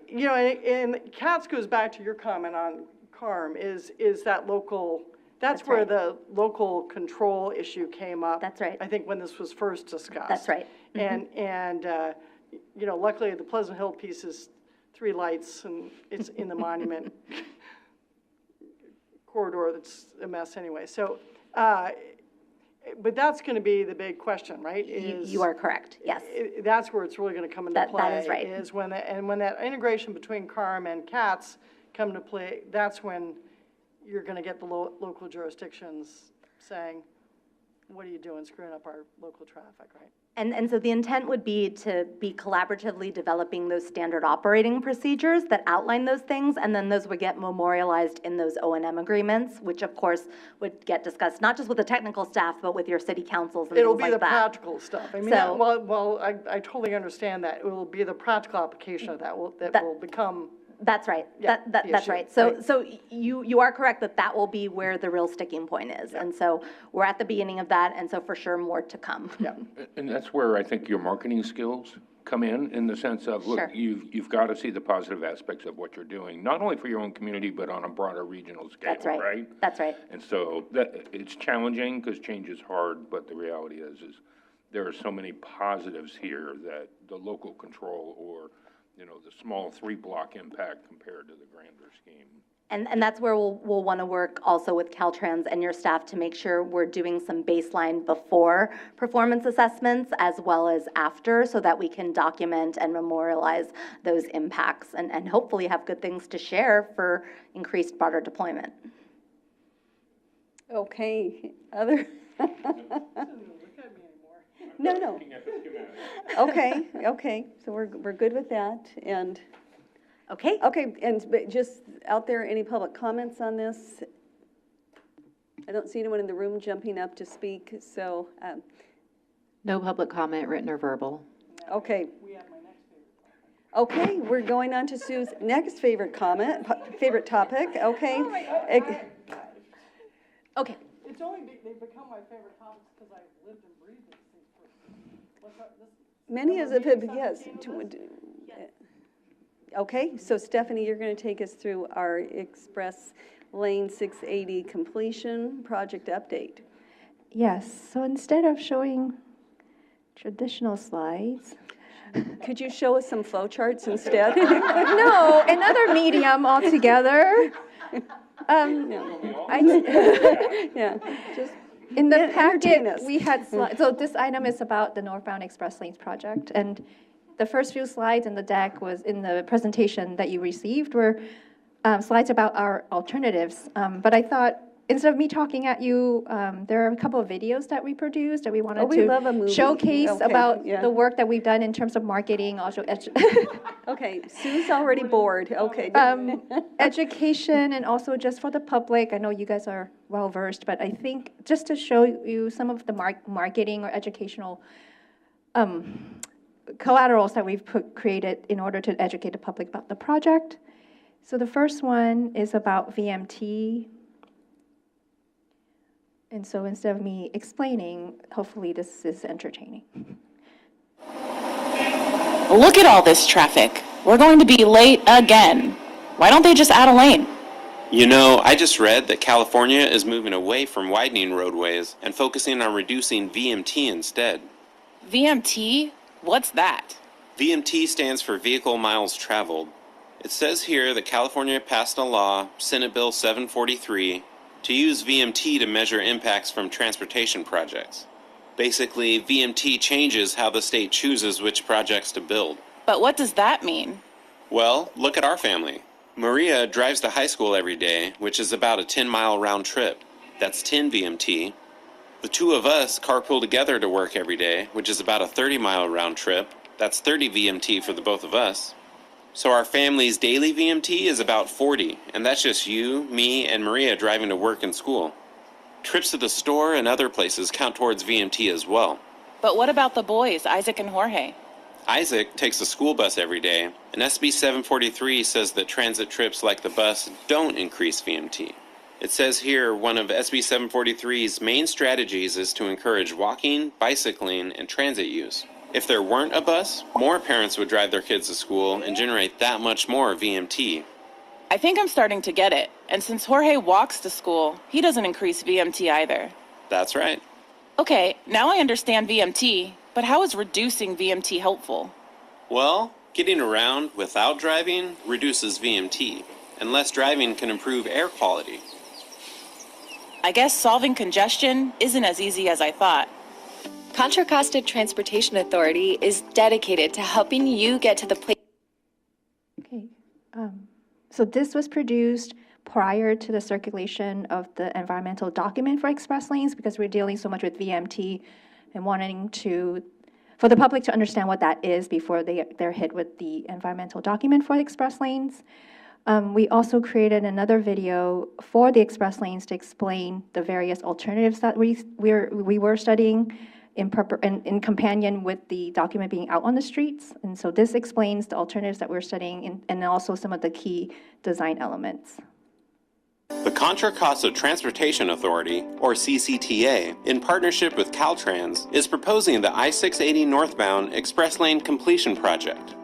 The project proposes to construct a northbound express lane from Livorno Road to State Route 242 and convert the existing northbound high-occupancy vehicle lane, also known as HOV or carpool lane, from State Route 242 to north of Arthur Road near Martinez to an express lane. The I-680 northbound express lane completion project is designed to tackle three key issues: northbound I-680 congestion, lack of continuous express lanes, and merging conflicts between the North Main Street Lawrence Way on-ramp and the Treat Boulevard off-ramp near the truck scale entrance. The proposed project benefits the community because it's designed to reduce congestion and delays on northbound I-680, reduce travel times and improve travel time reliability, encourage use of high-occupancy vehicles and transit service, optimize use of the existing HOV lane capacity in the I-680 corridor, and offer non-carpool eligible drivers a reliable travel time option. As part of the proposed project, 4 build alternatives were evaluated, each designed to either reduce or close the express lane gap between Livorno Road and State Route 242. The alternatives proposed provide project benefits and either reduce or close the express lane gap between Livorno Road and State Route 242 through a combination of the following design elements: braided ramps. Currently, at North Main Street, Lawrence Way, and Treat Boulevard, vehicles struggle to merge safely at the on and off ramps. The proposed project will elevate the Treat Boulevard off-ramp over the North Main Street, Lawrence Way on-ramp to make merging onto and off of the freeway safer and more efficient. Southbound 680 lane realignment. Realign lanes on southbound I-680 between South Main Street and North Main Street in Walnut Creek to make room for a new northbound express lane, which provides a continuous express lane through the State Route 24 interchange. Lane addition. Add an express lane by widening northbound I-680. High occupancy vehicle, or HOV, lane conversion. Convert the existing HOV lane to an express lane between State Route 242 and Arthur Road near Martinez, providing access to high occupancy vehicles and toll-paying drivers. And general purpose, or GP, lane conversion. Convert the existing inside lane to an express lane without widening. All 4 of the build alternatives convert the existing HOV lane to an express lane from State Route 242 to Arthur Road. 3 of the 4 alternatives also address merging conflicts between the North Main Street, Lawrence Way on-ramp and the Treat Boulevard off-ramp with braided ramps. Let's take a closer look at each build alternative. Alternative 1C closes the express lane gap by lane addition and southbound I-680 realignment. Alternative 2 reduces the express lane gap by lane addition with construction of braided ramps. Alternative 3 combines 1 and 2. It closes the express lane gap by lane addition and southbound I-680 realignment with construction of braided ramps. Alternatives 1C, 2, and 3 provide a new I-680 northbound express lane by adding a lane to the freeway, which increases vehicle miles traveled, or VMT. VMT is a measurement of transportation impacts under the California Environmental Quality Act, or CEQA, due to Senate Bill 743. Check out our video about SB 743 and VMT if you'd like to learn more. Since CCTA is committed to investing in strategies to mitigate for VMT increases, the costs of alternatives 1C, 2, and 3 will include the costs to implement VMT reduction strategies like shared mobility hubs, new express bus services, and transportation demand management programs. The last alternative, Alternative 5, reduces the express lane gap by converting the existing inside lane, a general purpose lane, to an express lane. This alternative also includes the construction of braided ramps at North Main Street, Lawrence Way, and Treat Boulevard. Alternative 5 was developed in response to the implementation of Senate Bill 743 and its rules about VMT impacts from transportation projects. Since Alternative 5 converts an existing lane to an express lane and does not add a new lane to the freeway, it does not require investments to reduce VMT. The draft Environmental Impact Report Environmental Assessment will be available for a 45-day public review during summer 2024. CCTA will host in-person and virtual public meetings about the proposed project. You are encouraged to attend, learn about the project, and provide comments as part of the environmental review process. To learn more about the I-680 northbound express lane completion project and the public review period, visit ccta.net/expresslane. I'm going to stop there. So thank you for those who've seen it. But it was a way to, for the alternatives video at least, the project is pretty complicated, and we thought that having videos would help explain what the studied alternatives are and to better educate the public before they comment on the document. Okay, so I'm gonna. And I'm assuming that we'll just have a link to these videos. Yeah, it's in the packet. It's in the slides, actually. But, but what I meant is when we're pushing out the information to take the survey, let us know what you think. Yeah. The videos will be right there. And, correct. And then we'll be encouraging, as we always do, going out through city emails, through county supervisor emails, social media, the whole. Yeah. So the that link that we showed, and also the project website has a link to the videos, and also the comment period is closed, which I was going to update. We released a document to the public from May 8th to June 24th, which is completed, the 45-day period. And in that on the website, there was a form where you can just type in your comment, but there were also links to those videos that you just saw. We had 2 public hearings, one virtual, one in person in early June. Those videos were developed to help public outreach and also the website as well. And then we also are thankful for all the outreach that the board members and electeds have done to reach out to their communities to just highlight or advertise that they have this. We have this document that is available for the review and comment. And currently we are sieving through the comments that we received and creating summary matrix and just try to distill what we are hearing from the public. So that's just started. And are we tracking, I'm always curious about tracking the data as to how many people watched the videos and then took the survey or made comments after, just sort of what our success rate was in pushing it out, and then for future reference, knowing what was the most successful vehicle for getting participation. So the team is creating a document summarizing the outreach efforts and those data points that you mentioned. So that will be available as part of the final environmental document. Yeah, Sue would like that in a flow chart, if you could, when you're done. I can certainly make that work. Okay, so just looking ahead, we are hoping to select an alternative by end of August, early September, and that would be included in the next executive steering committee meeting that was even mentioned earlier. It will be end of August. This will line us up with the upcoming SB1 funding opportunity that is to be coming out actually around August timeframe. So this will help us determine what we are applying for SB1. And then we're hoping to wrap up the environmental phase by June 2025. We have some secure funding for the project, RM3, STIP, and STP funding that's currently funding the environmental phase. We've submitted a couple of applications this year, Omega for express lanes, so we're waiting for results of that. The VMT mitigation will include operations and capital cost, and in part of that mega ask, we did include like shared mobility hubs and operating funds for those hubs, as well as identifying operations costs for express buses. One thing to note is that we've been contemplating the idea of, even though Alternative 5 doesn't require VMT mitigation, those VMT mitigation strategies may actually be needed to offset the loss of a lane, such as robust mobility hubs, express bus, and TDM programs. So that's something that we've been discussing with the other partners on the project. And then again, the SB1 opportunity, we are honing in on a phase 1 north of 24. This is sort of draft funding plan. We are initially thinking about asking for about $100 million for the SB1 Solution for Congested Corridor Program, but we've been hearing that that may be too high of an ask, so we may need to further scale back on our scope. Initially, we wanted maybe to seek everything north of 24, so we are in a process of maybe piecing it out a little bit more to see what we can do with the available funding.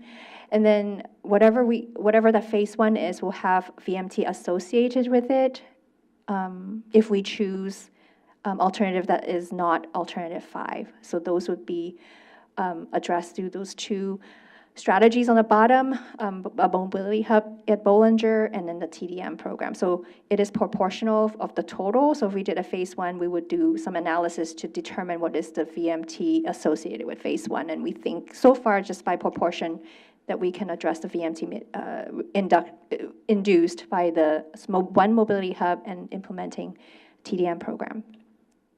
So next steps is to select the alternative for the finalizing of the final environmental document.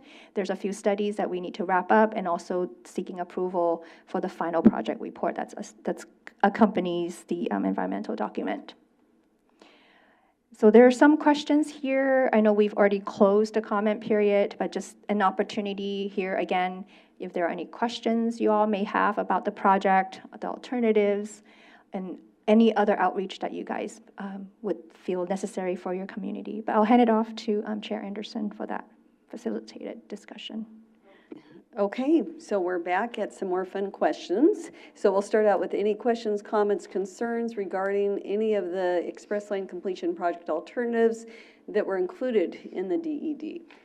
Carlin? So I do, yes, so I just want to put a comment/concern on the record. I'm sure you've already heard this at the TAC conversation.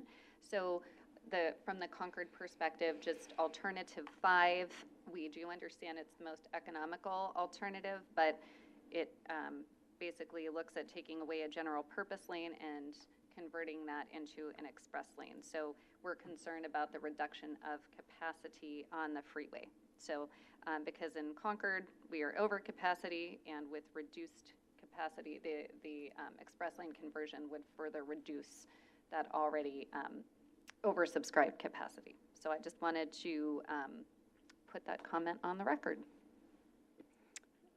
Other comments, Sue? I know we've been through these alternatives many times. And the interesting balance, and this is really just a comment versus a question, and to Carlin's point and broader, is really evaluating the alternatives, the cost of the alternatives versus the true savings in time factor. And where the big differences come out, if I recall the numbers correctly, it's out in the 15-year mark, not in the current year. And so trying to make a guess, an educated guess, as to what traffic will be in 15 years, and therefore making a cost-benefit analysis based on that versus current, which would lead you to a different direction, potentially, on a cost-benefit analysis, I think will be an interesting discussion on the selection process here. So I just recall quite a bit of those discussions before, so just a comment. Okay. Ken, anything you want to add to this, to the question? I'm thinking, just in all transparency and towards our goals, that including our VMT plans in each of the alternatives is probably not a bad way to go. Although it will drive up the cost of option 5, right? But then sometimes I even wonder if just the efforts we're making anyway aren't helping us reach VMT goals as it is. So are there existing projects that already exist that might even have funding that you play the shell game with? You basically move it over and say, we're going to impact VMT positively by doing what we're already doing. Like the shared mobility hubs and other things that we've already got in the works. So. But I do think it's important if it's option 5A in a sense, to throw those costs of VMT into the decision-making process.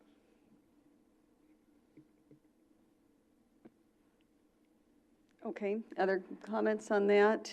Okay, let's go to the second question, which some of you have already incorporated a bit, the mitigation strategies for VMT for the project. I think Ken's point is well taken, that we should emphasize how else we as an agency are working to create additional VMT, and not even just us as an agency. I'm looking at Bill Churchill back there, who I serve on County Connection with Bill. You know, a lot of our agencies within the region are in fact doing things to try to encourage more transportation, and we, County Connection, we're doing a lot of the one-seat ride, as well as trying to come up with, even the T1 that we don't do a lot with, but we should be doing more with, where we're trying to get more people out of their cars. But also, I think as an agency, I look at our school bus programs that we have, that it sounds like we should be getting a lot of credit for those. The number of trips we reduced, and being able to highlight those as well. Other comments about strategies? And I guess, Sue, because you're on MTC right now, is VMT going to be the law? Could we even consider another lane without them automatically rejecting a proposal if it included it? Well, it always gets sort of a little bit of a heated discussion, which I have to say I'm usually part of, on the VMT thing, because trying to use the concept of, by adding VMT being a measure really for greenhouse gas emissions, even more so the congestion, when we have more and more electric cars that aren't causing greenhouse gas emissions. So using VMT can be a sort of a false indication of increasing or decreasing greenhouse gas emissions. And so that subject always comes up. And the other piece that always comes up at MTC about when we were discussing a potential measure in 2026, not allowing for additional highway expansions as part of the financing, most of the people speak up and say, only 10% of the population is using transit right now. And even if you increased it by 5%, which would be a massive increase, you still have 85% of the people either needing to or choosing to use their vehicle. And so you can't just shut down and say no more highway expansion, because there's an equity component to that. A lot of people that have to drive don't have a choice. They've got to have their truck with them and their equipment with them and things like that. So there's an equity component to that.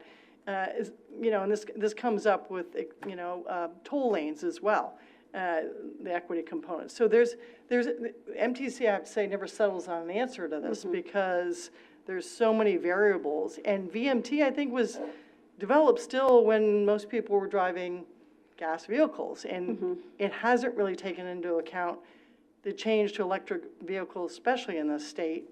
And therefore, I just don't know whether somehow that will be addressed in the future, whether there'll be some amendment to VMT or 743 as a result of some of those changes, and the way people drive today. It's not the standard Monday through Friday commuting that everybody is driving, Monday through Friday. If you go on BART these days, it's Tuesday through Thursday, it's packed. Monday and Friday, it's pretty empty because people aren't going into work. So what are all these people doing on the road if they're only working? It's not your typical commute pattern anymore. So I think these are all going to come into play in the next couple of years, whether it's at MTC or here or anything else, in this discussion on VMT and whether you can add a lane or not. But that's just, that's the perspective that's coming out of the discussions at MTC on this subject. Okay. Any other comments on that one? Then let's just jump down. I'm sorry, Tim, please. Yeah, sorry, just Chair Anderson. I think I think the important thing to recommend, and I think this is kind of to kind of combine, I think, question 1 and question 2 together a little bit, is that what we need to really evaluate as we kind of move from the draft environmental document to the final environmental document is going to be what some of the the Title VI equity implications are going to be by converting a GP lane to an express lane.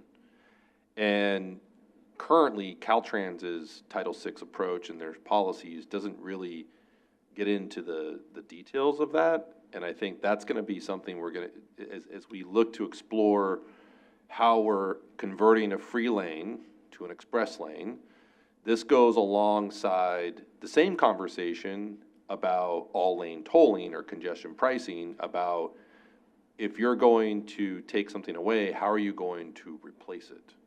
You know, and so as you think about the VMT mitigation strategies, you know, right now the VMT mitigation strategies are being really identified through VMT mitigation or traffic impacts, but the same strategies, such as the express bus, shared mobility hub, TDM strategies, they could also be warranted to address and mitigate equity impacts of Alternative 5, because you're converting the lane, you know. And so I think that's something we're discussing with MTC and MTC staff, you know, and they do see the logic in that argument relative to it. The VMT mitigation really turns away from being a traffic mitigation to an equity mitigation. Because if you're going to take away a lane, you got to provide people alternatives, you know, and so that alternative could be transit, you know, or share mobility hubs and access to transit. But I mean, this is what come up at MTC. So many of those people can't use. If you're a landscaper, you can't use transit, period. If you're a construction worker, you can't use transit. And does transit always go to those locations where those people work? And I mean, I think realistically, at some point, you have to take a step back and say, where are all those people going that have to be addressed in equity? And are we really addressing that even with the shared mobility? Is County Connection going to get them from the shared mobility hub to the restaurant they work in? There's a good chance that's not going to happen.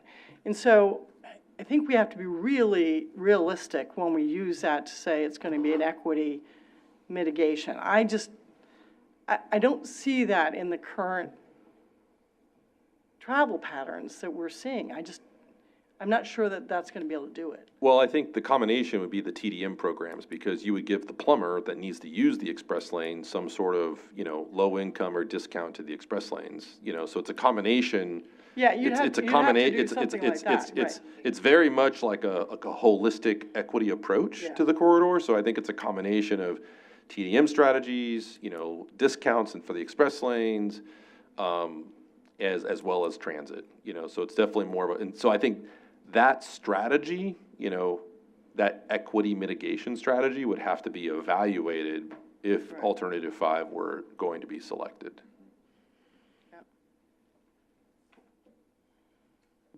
Okay, anything else on that? Any additional outreach, education for the agency? I think we're doing it as we go along.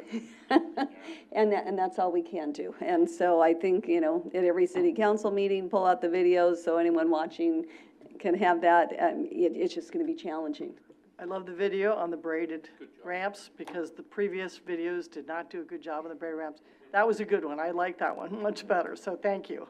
And I think I have a question. It ties to what you were just saying, Tim, about health equity and then the outreach and education, because I'm thinking about the many community-based organizations that are, you know, just serving the monument community. And so I'm just wondering, and I know that the County Connection had worked with the community to put together a free route for the monument community. And so I'm just wondering, you know, as this outreach is happening, are we actually connecting with the community-based organizations? Are we talking with Bill to find out, you know, are people, who's using that free monument, you know, route? And, you know, are they the landscapers? Probably not, but maybe they are house cleaners or somebody. I mean, I'm just curious, how are we bringing the people into the conversation as part of the education process who we are trying to ensure equity for?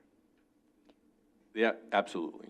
I mean, all of those organizations, all the community-based organizations, all the stakeholders, all of that are being included with our community outreach and education So, I mean, I strategies. just am curious, I mean, how do we have them, because I know we've got our tech, right? So was there something for the CBOs to participate in we that reach happens out- regularly? Yeah. Well, yeah, maybe not regularly, but through the DED process, we did reach out to the CBOs, but none of them took us on the offer to come, share about our projects. But I think to your point, if there are people that you already have contacts you have established that are really engaged members that we can tap into, that would be really great. We did go to one farmers market in Concord, and we did go to an event in Martinez, which is also another disadvantaged community along the 680 corridor. So any ideas of, specific groups that are super engaged in your cities that would be interested in the project, especially this conversion idea, would be very helpful for us to continue to educate. So, I think that's a piece that we could use some help on in terms of which group would be the most appropriate. We did try to make contacts with them, but, I think they're all busy, and understandably so, and this is not a very exciting people are busy, so we were just we're struggling with who would be the best group, and if you all have groups that are in your mind that would appreciate, outreach or education, we'd be happy to continue those conversations with those particular groups. I'll follow up with you directly, because Yeah, I'm even that'd be thinking helpful. about conversations, I know we've all talked about this, about like the senior population, which is a whole other group, right?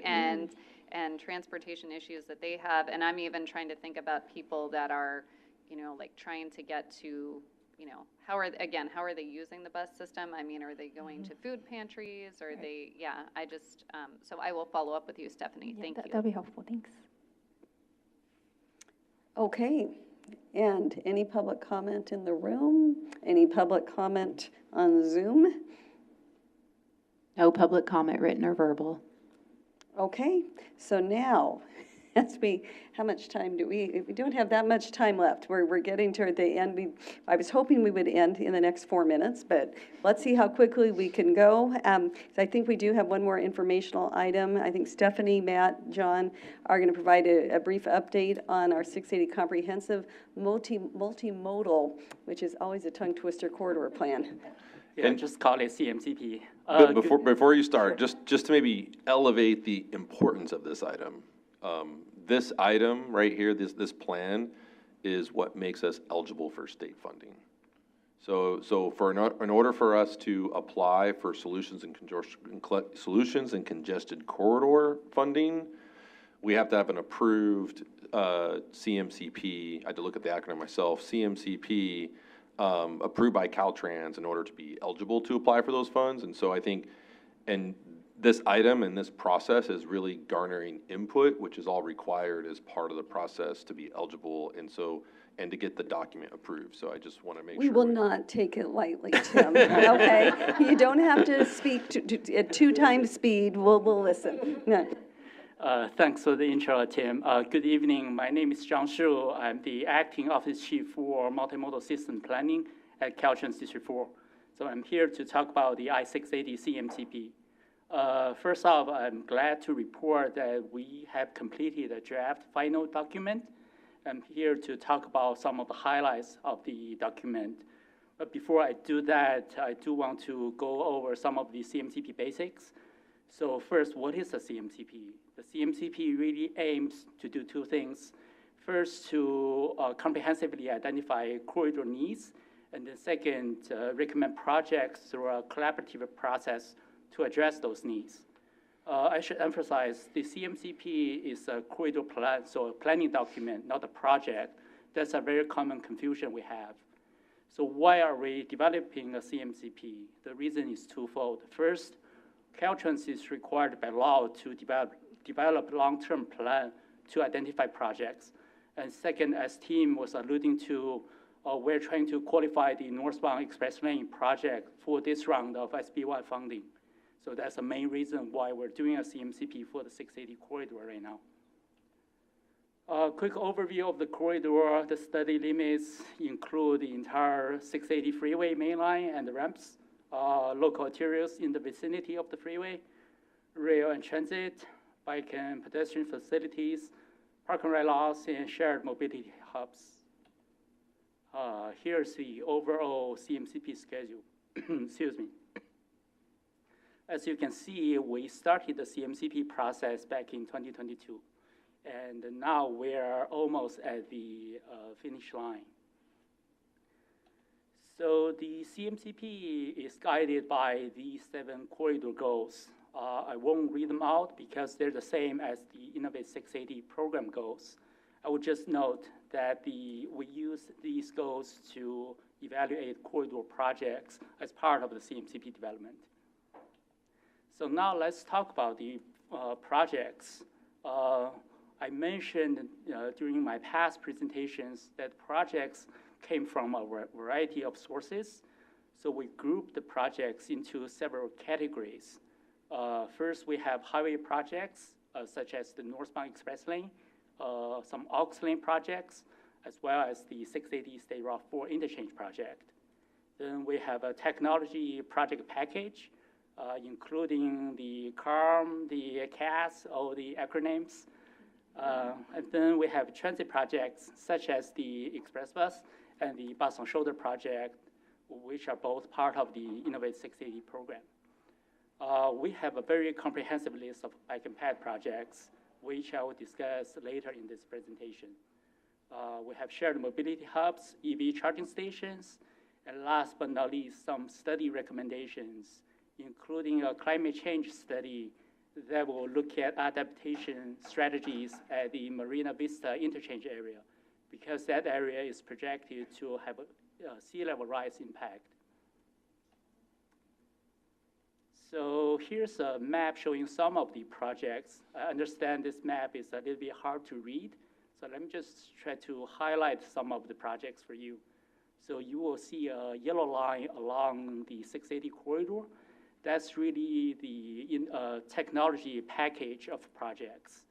And then next to that yellow line, you have sort of a dark orange line representing the new express bus service running on 680. Then next to that, you have a darker greenish line for the northern half of the corridor. That is the northbound express lane completion project. And if you move your eye toward the southern part of the corridor, you will see some purple lines. Those represent a couple of aux lane projects in both directions. Throughout the corridors, you will see light green boxes for shared mobility hubs, as well as red balloons for EV charging stations. I mentioned we have a very comprehensive list of bike and ped projects, and because of the number of projects we have, we decided to develop a web-based map to show those projects. You're seeing a screenshot here, but the web map is actually interactive, so you can log on to the website, zoom in, zoom out, click on a project to see more detail, or turning on or off different layers to see different types of projects. And we're also including the MTC equity priority community layer in this web map, so you can see which projects would benefit the equity communities. We also understand the CMCP is a fairly lengthy document at nearly 150 pages. So we decided to develop a story map to hopefully... Did you hear that? The story map. Story map. Euphemistic. So hopefully this will make the information a little bit easier to digest. I'm showing a couple of screenshots here, but I would preface that the screenshots really don't do the justice of the actual map. So let me just run through these screenshots. This is the landing page, and at the bottom you'll see different tabs for different topics.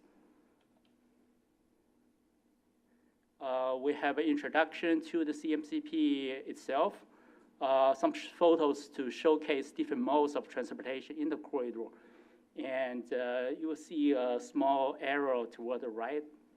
And if you click on that, you can see more photos for different modes of transportation in the corridor. So some background information about the CMCP process. And then we are also highlighting some of the projects. For example, this one is for the northbound express lane project. And there's also a section for engagement.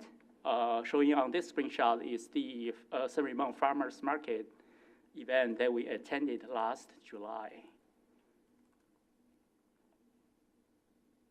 So now let's switch gear to the final round of stakeholder engagement. As you all know, the main stakeholder engagement platform is the Tech ConOps Working Group. So we shared the draft final document with the group back in March, and the review period closed on April the 16th.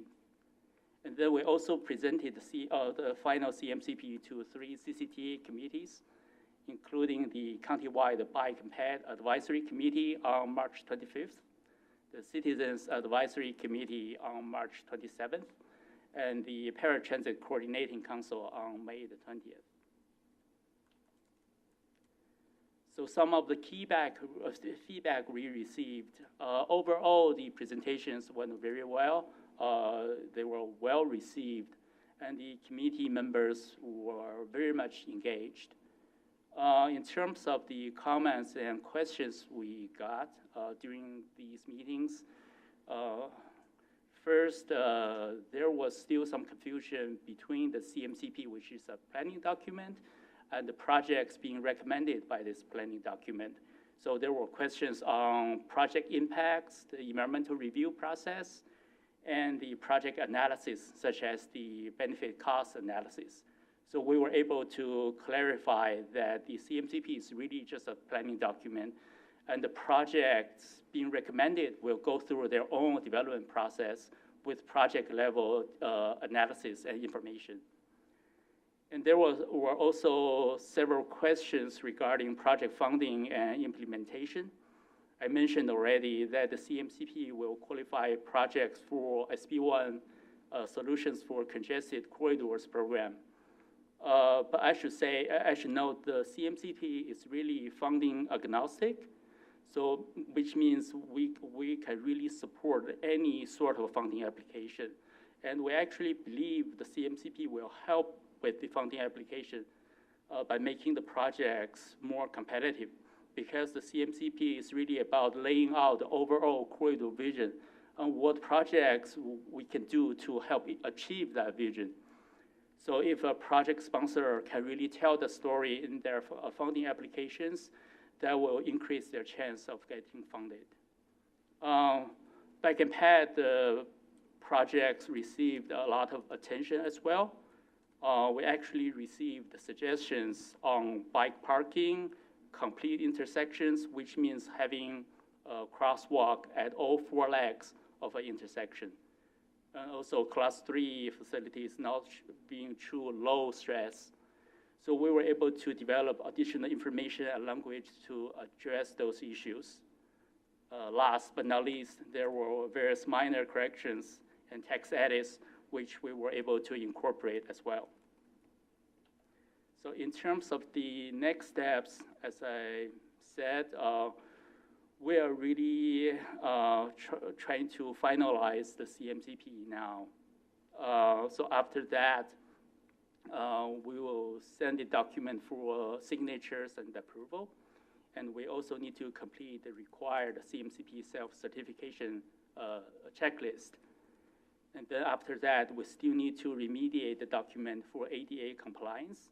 And then we will post the CMCP on the website. I should also note that we will also publish the web map when we publish the final CMCP. So before I close, I do want to thank the PAC for your support and guidance on the CMCP development. So that concludes my presentation. I'm happy to take any questions. Okay. I do have just one question. So I like the story map. And I just was wondering, I saw on one of the screenshots that it listed the budget. Does it also list how, if it's fully funded or not funded? Because I think that would be good for people to know. Or if it's pending funding or. Right. Well, for clarification, fully funded projects are not included in the CMCP. Okay. So it's really partially funded, not funded projects. So because one of the reasons we're doing this CMCP is to support funding applications for projects. Okay, so the point is you include the cost, but the point is that funding still needs to be secured to make this a reality. Correct. Okay. Yes. Okay, so is there any, so these projects that have been identified, is there any funding for them, even for like design or anything? Well, they vary from project to project. For example, the northbound express lane project already has some funding secured, but there's still funding gap that we're trying to fill. So it really varies between projects. Okay, because the reason I ask, so whenever Concord, when we do our capital improvement project, we have 4 categories, and one is, these are projects that we're going to do within 5 years that are funded, projects we'd like to do, but they're not funded. Right. And then projects, I can't remember the other 2 categories right now, but it's very clear for people, and I don't know how many people actually look at this other than me. So maybe this doesn't need to be public facing. It sounds like you have it somewhere. I was just curious to understand. Yeah, it is in the final document. We have projects grouped by implementation phase as well, or implementation time periods. Okay, so is the purpose of the public facing storyboard, is it just to, is it to get people excited or help them to understand the direction we want to go? Because I would think some people would look at that and think, oh, well, this must be coming soon. So do you think it would be helpful to at least include a timeline or something to manage expectations? That's a very good point. We can definitely go back and add that information to the story map. And the goal of the story map, as you said, is really to provide a highlight of the CMCP, because we believe it would be difficult for many people to review the full document. Yes, but we are publishing the full document itself as well. So if they're interested to review like fuller detail, the document will be there. Yeah. Okay, thank you. Yeah. Okay. Sue, anything? Well, in case you have any comments, let's hear them. No, I thought it was great. I'm going to have to go onto the website. Is it on the Caltrans website? It will be. It will be on the Caltrans Yes. website, okay. Yep. Because I think it will be interesting for a lot of people to look in it. But I think your point is also really important, that this is not projects. This is a sort of a planning document, not a project document. And I think that goes a little bit to your point, Carlin. This is not meant to be a list of projects and what's being done like we have our projects, our capital improvement projects. This is really a planning document, and people can use this to hopefully obtain funding better because of the CMCP sort of being out there in the first place. And so, I'm looking forward to looking further into it on the website. Thanks. Okay. Anything else? Okay, so let's move on then. Thank you. Oh, public comments. Anyone out there that's still here that wants to comment? Tarianne, anything? No public comment, written or verbal. Okay, so we are going to move on. I think this is our final real item of the evening, and we have got, Danielle, you are back, and take it away. It's just the standing open item discussion. If there's anything else that you all would like to discuss that wasn't agendized this evening, or that you'd like to see agendized at the next meeting. Any additional flow charts that Vice Chair Nowak would like to see? I knew that was coming. Yeah. I think we all know what kind of birthday card to give Sue next year. If you ever retire, we know what kind of plaque to make for you. Okay, great. So any questions, comments? Throughout the evening, we've given a little bit of direction of things we might want to see back. But again, A lot of this you're already going to be presenting as you go to our city councils and Yep. potentially the Board of Supervisors. I don't know Yep. if you're going to need to come to the Board of Supervisors. It's pretty much just kind of my districts that are impacted, and we're here. Yeah, we're here, but we can certainly talk about that as well. We'll be coordinating with you for sure. Okay, Okay, great. Yeah, and I just think we mentioned a couple of things during the Yes. course of the meeting to follow up on, and We've those noted are those, and we'll make probably- sure to agendize those and come back with the correct information for you all. that's And I probably think- sufficient. And just something, I don't know if anyone else is interested, but I am interested in learning more about the equity piece and the outreach and just that process. So I don't know if that has to be on the next agenda, but I just want to learn more about what we're doing so that, because to be honest with you, until you raised that, I forgot that we're also looking at it through that lens, and that's really important. So if we could talk about that at some point. Thank you. Noted, okay. well, and I think to that point too, I know other agencies in the Bay Area have also looked at that, particularly if you're talking about providing some TDM potential, funding to help someone who can't afford a toll lane, yeah. So anyway, yeah, let us know who else is doing something interesting with that. Okay.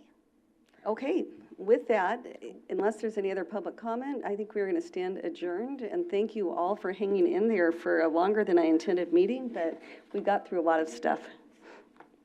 Thank you, everyone.